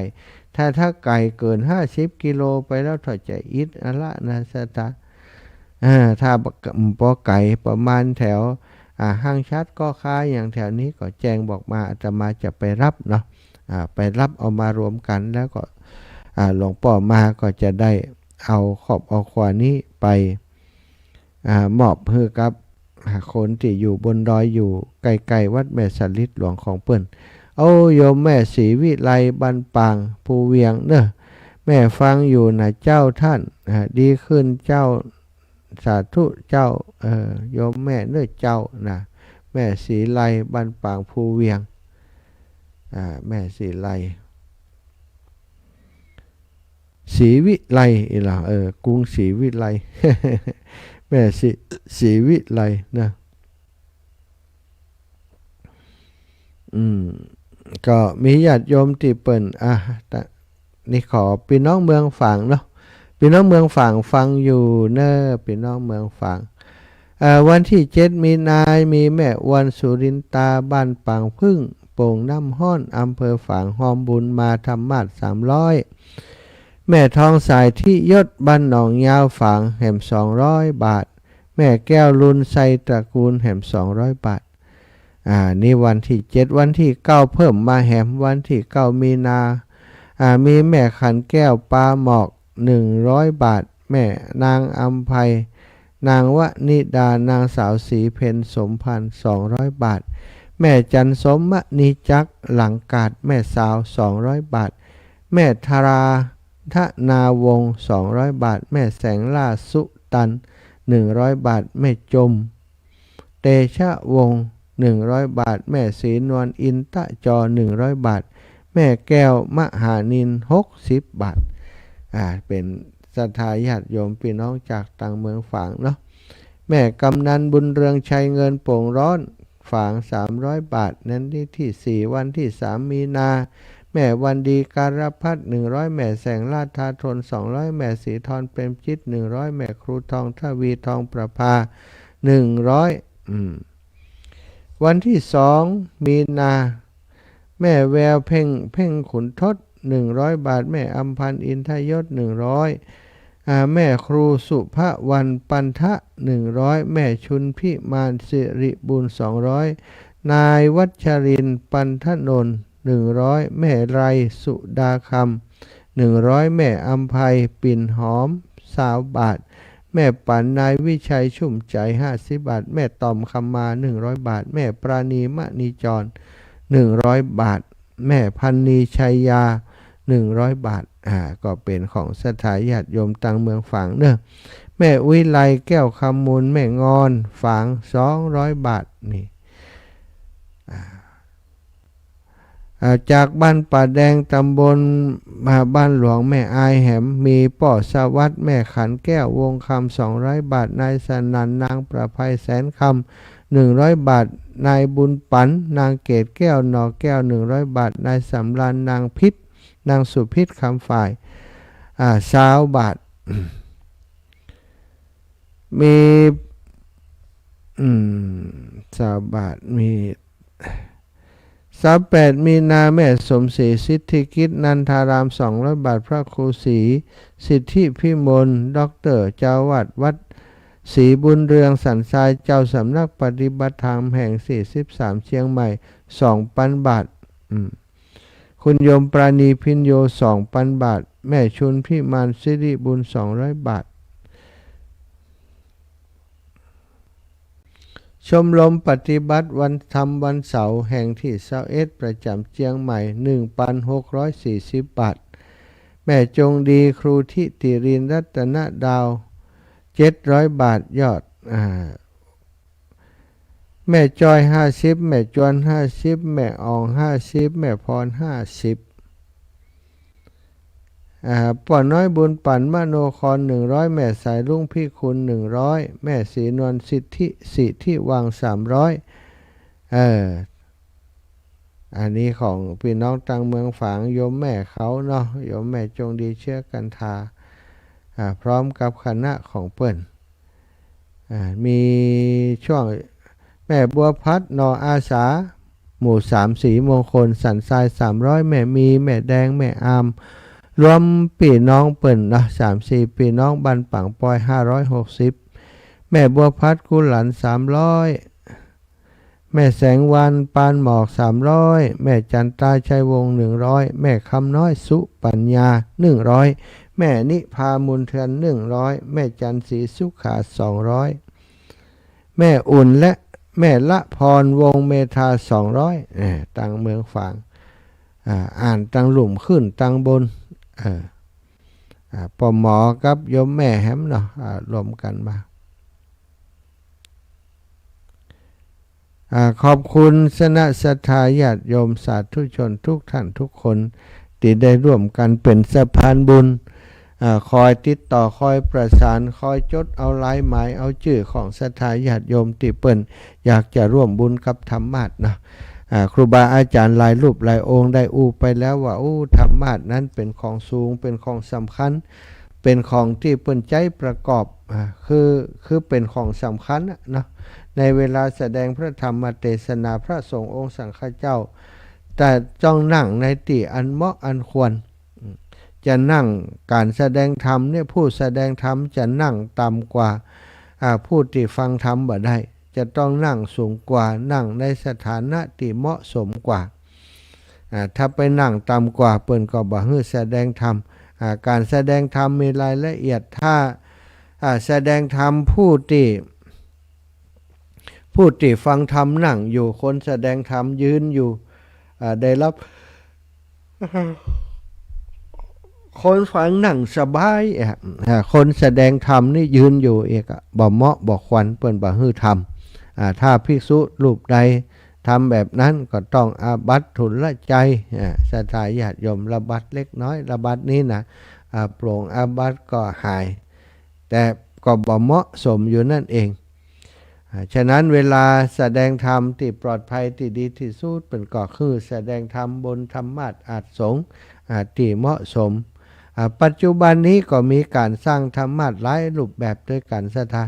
เขาจะหันว่าตั้งภาคอีสานก็จะมีธรรมาสเป็นไม้ก็มีเป็นอันเป็นหวายก็มีศรัทธาที่หันเป็นแปลงนะอันใหญ่ๆทักหวายเอาหวายมาทักเป็นธรรมาสตั้งภาคเหนือเฮาส่วนใหญ่ก็จะเป็นธรรมาสที่เป็นไม้เนาะเหมือนกับภาคกลาง บางที่บางแห่งก็จะเป็นธรรมาสที่ขาสูงมีแท่นรองเหยียบขึ้นไปเพื่อจะขึ้นไปนั่งบนธรรมาสจะได้มองหันศรัทธาญาติโยมไกลๆได้แล้วก็ศรัทธาญาติโยมที่นั่งตั้งลุ่มก็มองหันพระคุณเจ้าได้บ่ปวดคอเต่าได้ธรรมาสในยุคสมัยก่อนเนี่ยเปิ้นจะตั้งไว้ประจำที่เลยศรัทธาจะมีการนั้นล้อมตึงด้านหน้าด้านข้างแล้วก็ด้านหลังมีด้านข้างก็เปิดประตูเข้าเหียที่หนึ่งแล้วก็ด้านหน้านี่มีหน้าต่างเหียแล้วก็มันจะสูงเนาะบางเตือคนแสดงธรรมนี่ขึ้นไปหนังก็จุ่มผิวอยู่ทางในพุ่นนะศรัทธาธรรมาสแบบสมัยเก่าเป็นแบบนั้นเขาจะไปหันตามวัดวาอารามต่างๆที่เปิ้นยังอนุรักษ์รักษาธรรมาสแบบเก่านั้นไว้แต่ธรรมาสแบบใหม่ที่เป็นของภาคกลางที่เฮานิยมใจกันโดยเปิ้นนี้ก็อย่างที่อาตมาบอกสูงขึ้นไปประมาณสัก1เมตรแล้วก็เปิ้นจะมีขาตั้งรองวางเหยียบขึ้นไปเวลาขึ้นธรรมาสก็ให้ระวังหน่อยก่อนอันนี้ถ้าตั้งที่เหยียบที่ย่ำขึ้นไปป๊อกกระแดกกระตกเหมือนกันนะถ้าตักหงายก็เจ็บนักอยู่เวลาจะขึ้นจะลงธรรมาสเปิ้นต้องให้ระมัดระวังพระสงฆ์องค์สังฆเจ้าที่แสดงธรรมทุกตนทุกองค์ก่อนจะแสดงธรรมต้องไหว้ต้องสาธรรมาสเหี่ยก่อนนะศรัทธาเปิ้นถือว่าเป็นของสูงตัวแทนของพระธรรมตัวแทนของพระธรรมอาตมาเวลาจะขึ้นธรรมาสแสดงธรรมเทศนี้ก็ต้องกราบก่อนนะ กราบเหมือนกับกราบพระธรรมนะสถานข้อว่าตรงนั้นคือสถานที่ที่ใจสำหรับแสดงธรรมเป็นตัวแทนของพระธรรมต้องไหว้ต้องสาต้องนอบน้อมก่อนตอนนี้เขาจะได้เป็นเจ้าภาพสิ่งสำคัญนี้โดยกันสถาน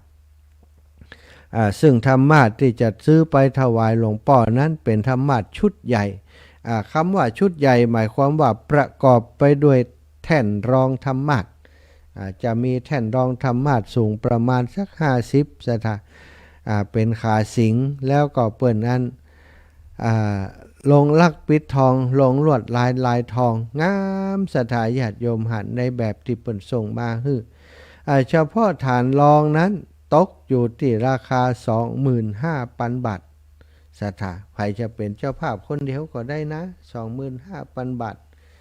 แล้วก็ตัวธรรมาสงามเหมือนกันสถาสูงประมาณ60แล้วก็กว้างขวางกว้างหมอกพองามแล้วก็เปิ่นก็ลงลักปิดทองเหมือนกันเนาะงามเข้าชุดด้วยกันเฉพาะตัวของธรรมาสถ้าบ่มีฐานรองนี้ก็ตกอยู่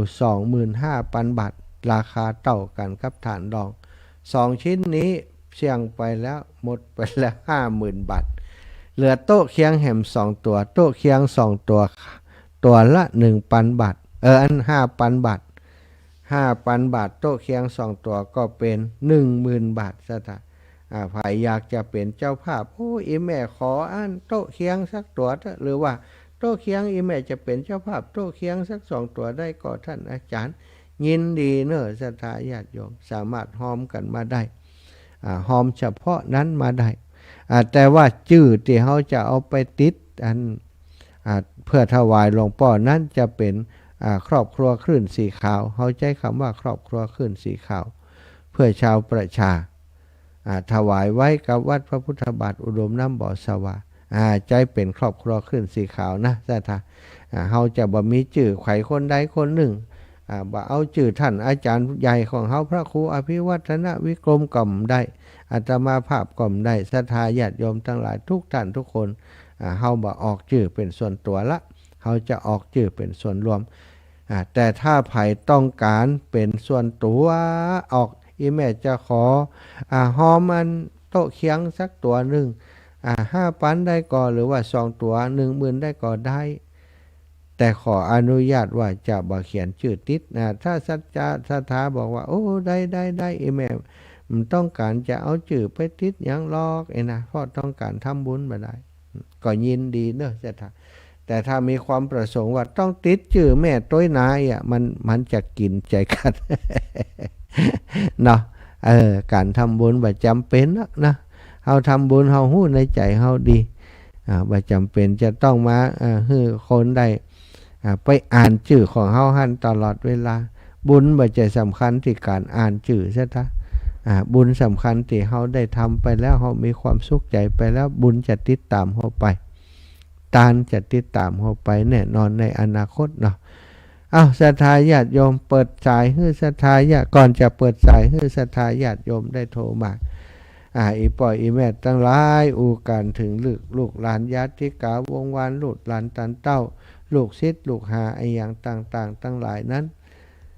มีคนบอกว่าเฮาสอนต่อใดก็จางเถอะมันบัดเต่าที่เฮาทำให้ดูอยู่ให้หันนั้นทำให้ลูกหลานของเฮาสามารถซึมซับวัดปฏิบัติการกระทำจากเฮาได้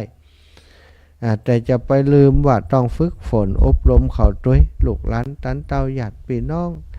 ที่เขายังบ่สนใจฟังน้ำฟังธรรมก็หาโอกาสชักชวนเชิญชวนมาฟังน้ำฟังธรรมกันฟ้องชักชวนไปทำกิจกรรมร่วมกันฟ้องบอกให้เขาได้รับรู้ฟ้องเวลาเขาฟังวิทยุเปิ่นจะมีกิจกรรมที่ปางป้อยนะในวันที่วันที่21เปิ่นจะไปตานธรรมาสที่วัดพระพุทธบาทอุดมน้ำบ่อสวานะหอมกันมาเนอไผจะหอมจะเป็นสะพานบุญช่วยกันเป็นสะพานบุญช่วยกันชักชวนญาติพี่น้องปากันได้ไปได้ไปทำบุญด้วยกันพ่องเนาะถ้าบ่อ่านศรัทธาญาติโยมมันก็มีกลุ่มคนฟังกลุ่มเก่าๆที่ฟังกันกลุ่มคนโทรก็เป็นกูก็ กลุ่มคุ้มโทรก็จะเป็นกลุ่มเก่าๆที่โทรกันจะได้คนใหม่ๆเข้ามาฟังนะฟังธรรมพ่องฝึกคนใหม่ๆแบ่งปันโอกาสให้คนใหม่ๆเขาได้ฟังสิ่งดีๆทำไมเขาได้ติดตามวิทยุมาก็เพราะว่ามันมีเรื่องราวดีๆที่ครูบาอาจารย์นำมาสื่อสารอุจาตลอดเมื่อเขามีโอกาสได้ฟังเขาก็เปิดโอกาสให้คนอื่นได้ฟังฟ้องเจริญปอนแม่อุ้ยสาวขึ้นบันไดเจ้าแม่โอ๊ตเมื่อวันเสาร์ท่านหันกับเจ้าหันแล้วได้รับแล้วแม่อุ้ยสาวสบายใจแล้วเนาะสบายใจแล้วอีแม่หอมธรรมะนั่นเนาะ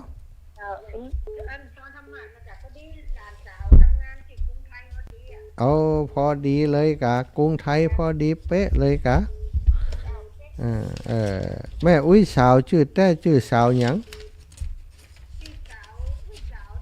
อุ้ย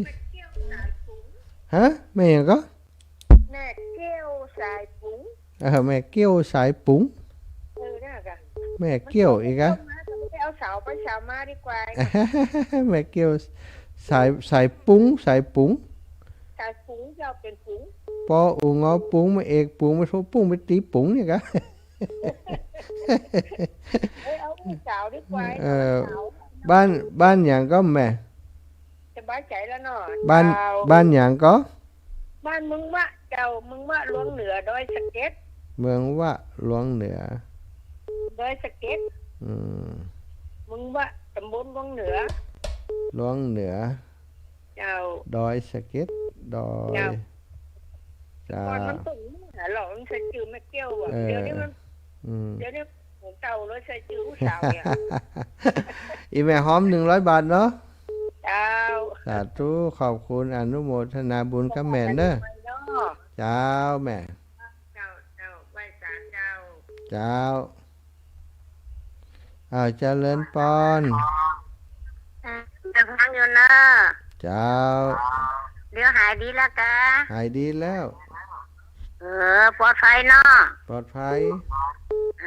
ดีแล้วแม่เป็นกำลังใจเนอะเจ้าสาธุบุญรักษาบุญรักษาเจริญปอนแม่เพ็ญมาสาเจ้าท่านมาหาเจ้าเจ้าแม่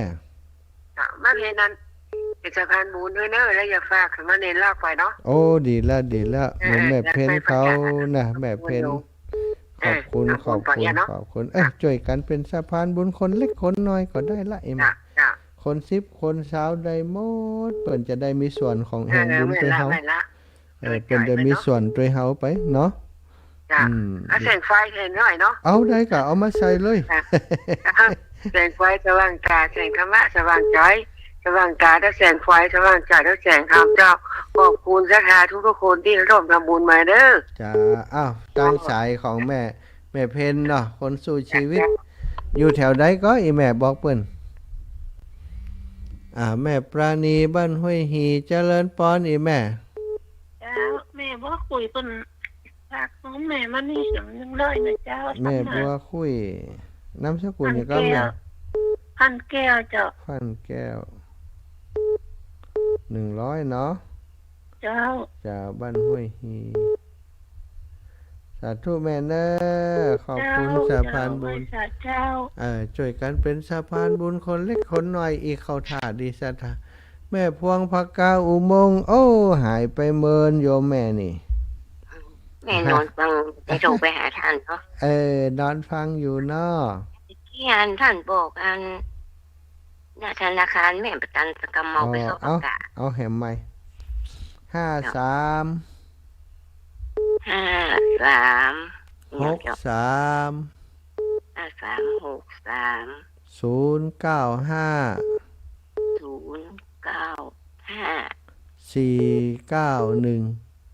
จริงเหรอ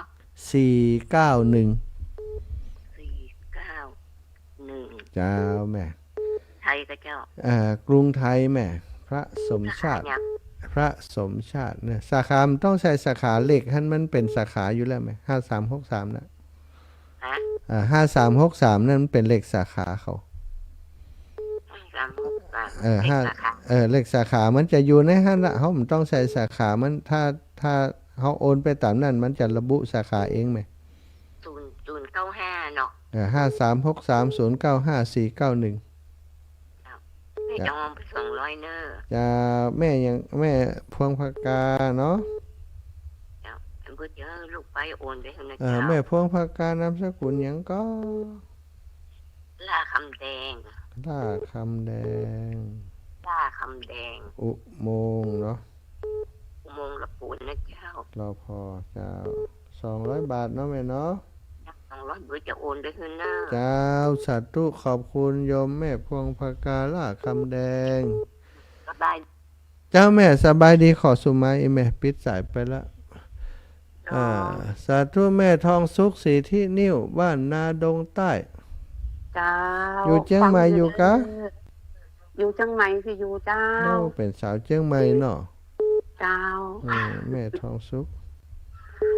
เจ้า เจ้าขอบคุณอีแม่หลายๆจะมามันได้น่ะ บ่ฮู้เจ้า โอ้ จะพี่ เป็น ได้ สาวเชียงใหม่เสียแล้ว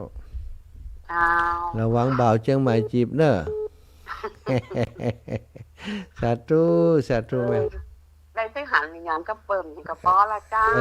ดีแล้วสาธุขอบคุณอีเมลหลายๆเนอะเอ้าไปศรีลาพรก่อนเจริญพรแม่สุดแก้วสอนศิลป์นุสรณ์ เจ้ากลับไม่แสนนะมาโทรกับโอ๊ตมาได้มาฟังมาได้มันก็มาม่วน บ่ม่วน โอ้ได้โอโทรอู้เห็นน้อย โอ้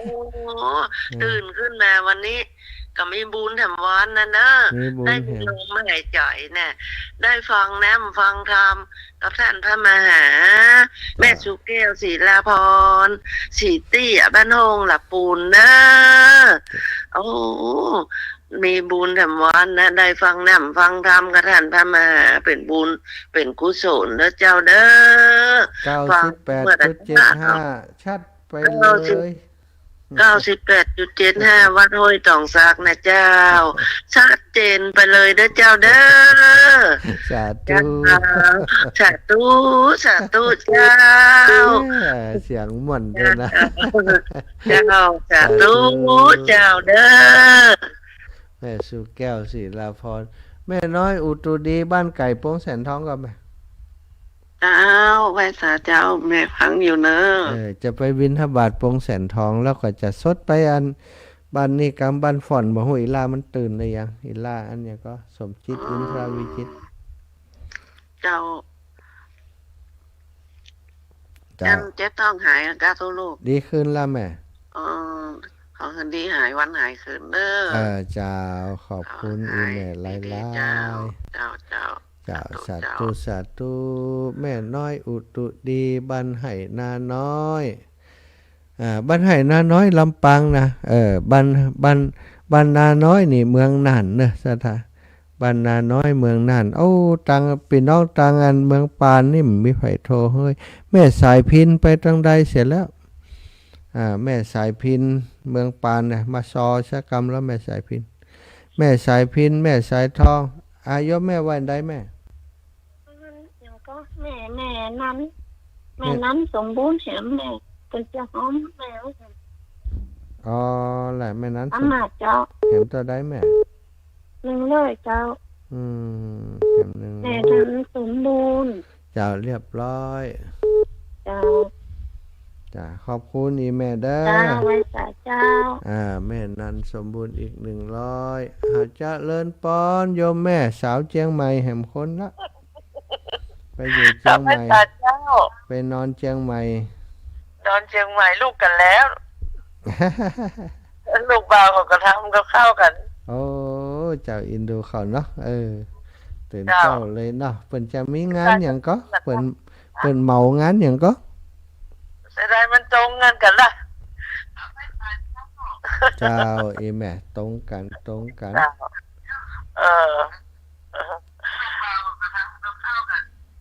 ทั้งเสียงตัวเก่าเห็นแล้วสาธุขอบคุณอีแม่เนอเป็นกำลังใจกันเนอ กับพระสาเจ้า สาธุโยมแม่ลัดดาอากาเรือนพี่น้องตัวแทนของพี่น้องเมืองลีละปุนเนอแม่ทองเครือเป็นกำลังใจให้พระอาจารย์อีหล่ะ พ่องก็เปิ้นก็ฟังตังฟังตังFacebook สถาอยู่ใน Facebook ก็หลายท่านแม่พัฒนันท์พี่จิตรไพศาลแม่ย่าปาวลีอินสุวรรณแม่ย่าแม่ติ๊บบ้านแรงแม่ติ๊บกาฟังบ้านแรงเนาะบ้านแรงศรีปีดาแม่ศิรินทิพย์แม่ศิรินทิพย์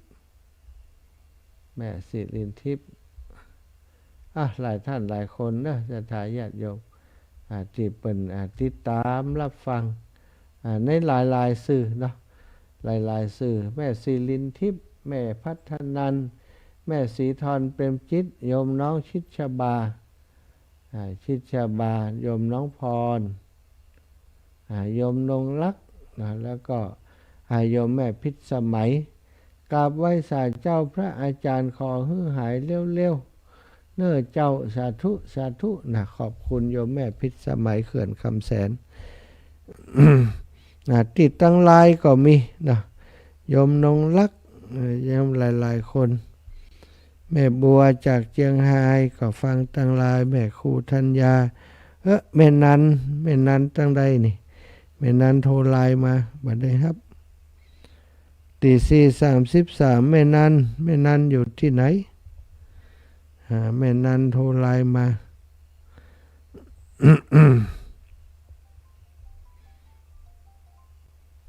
โยมแม่นันโทรไลน์มาแม่ทองเครือสาธุเจ้าเป็นกำลังใจให้เจ้าแม่ทองเครือขอบคุณเน้อแม่ทองเครืออนุโมทนาบุญให้ครับอีแม่ได้อยู่ดีมีสุขแม่แก้วสิงห์คำเจ้าฟังอยู่แล้วเจ้าฟังอยู่นอกจากตั้งใดแม่แก้วสิงห์คำอยู่อันต้องแม่มาคำหลวงสมตองเจ้า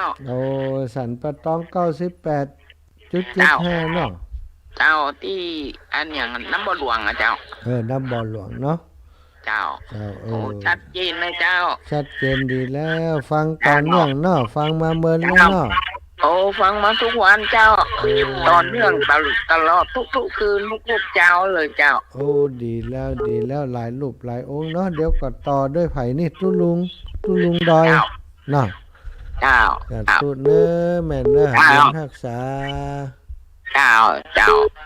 บุญรักษาเจริญปอนแม่จันดีสุขเจริญอันท่านอาจารย์อันจะหอมบุญไป200นะแม่จันดีสุขเจริญแต่น้ำเองนะสันทรายนะจ้าแม่จันดีปะแม่เมินล่ะก็น่ากะอันมาได้โทรหากับปฏิกน่ากะถูกได้เลยฟังทุกวันน่ะเนอะจะไปเอวหาสักวันนะสันน้ำเองสันทรายนี่ก็น่ากะประมาณหรอถูกจะไปเอวหาแม่ที่แม่หอมจะได้200กะ200เจ้าวันผูกจะโทรหาเนอะถ้าไปถึงงั้นสันทรายเจ้าจะโทรบอกอีแม่เจ้าใครไปเอวหาหมู่เฮาเนี่ยถ้าปะกันแต่เดียวที่ไปสถาบันธรรมพิวัตรจากหั่นก็ไม่ได้ปะกันเลยน่ากะปะกันที่เฮาไปใส่บาตรที่อันดอยน่ากะได้กันเนาะแม่อยู่อันสันน้าเมงสันทรายบ้านป่าไผ่อย่างไกลกันก็อันป่าไผ่นะมันมีจังหวัดโตโกลกอันนี่อยู่ทางบนแท้นี่อยู่ทางบนใช่เนาะที่อันบ้านปหลวกทาน่ะแม่นี่อยู่ถ้าอู้ถึงว่าจุดศูนย์กลางของอันนี้อยู่แถวโรงพยาบาลสันทรายนี่ไกลจากบ้านนี่แม่ก็มีใต้เลยกะชมชีที่ไปดูกันอ่ะที่ประจานพระป่าชมชีด้วยวัดสันน้ำเมงมีก็แม่วัดสันน้ำเมงน่ะกับเจ้า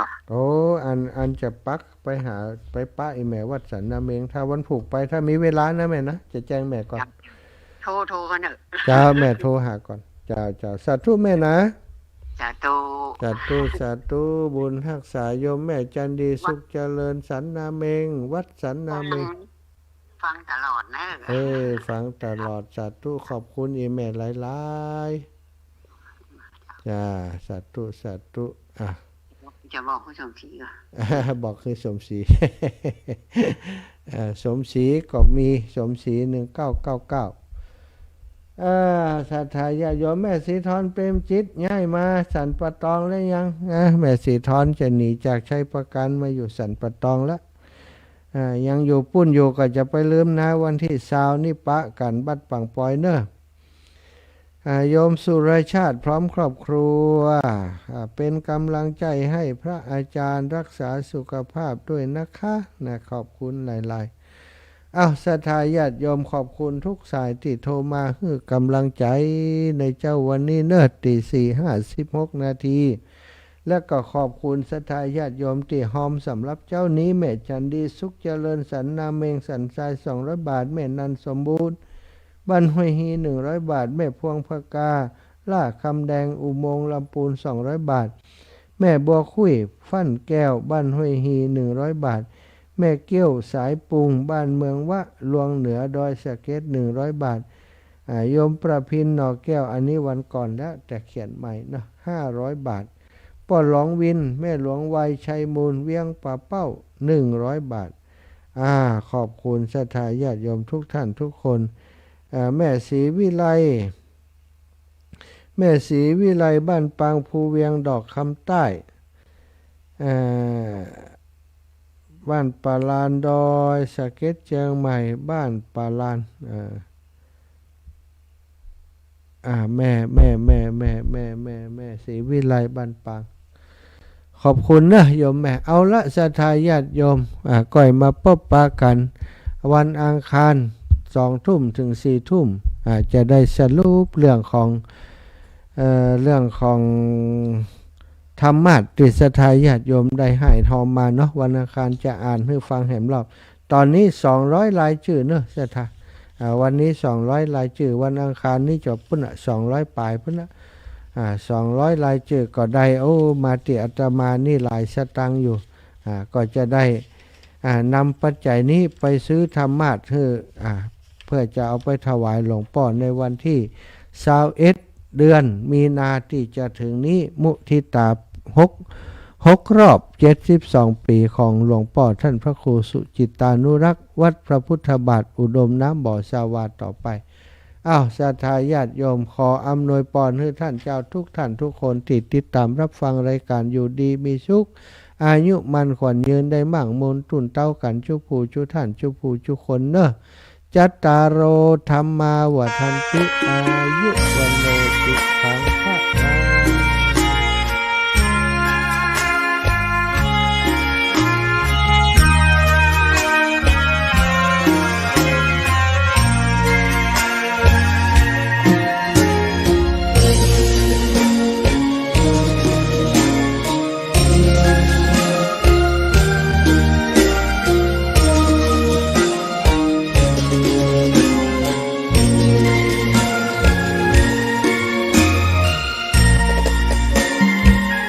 ลัง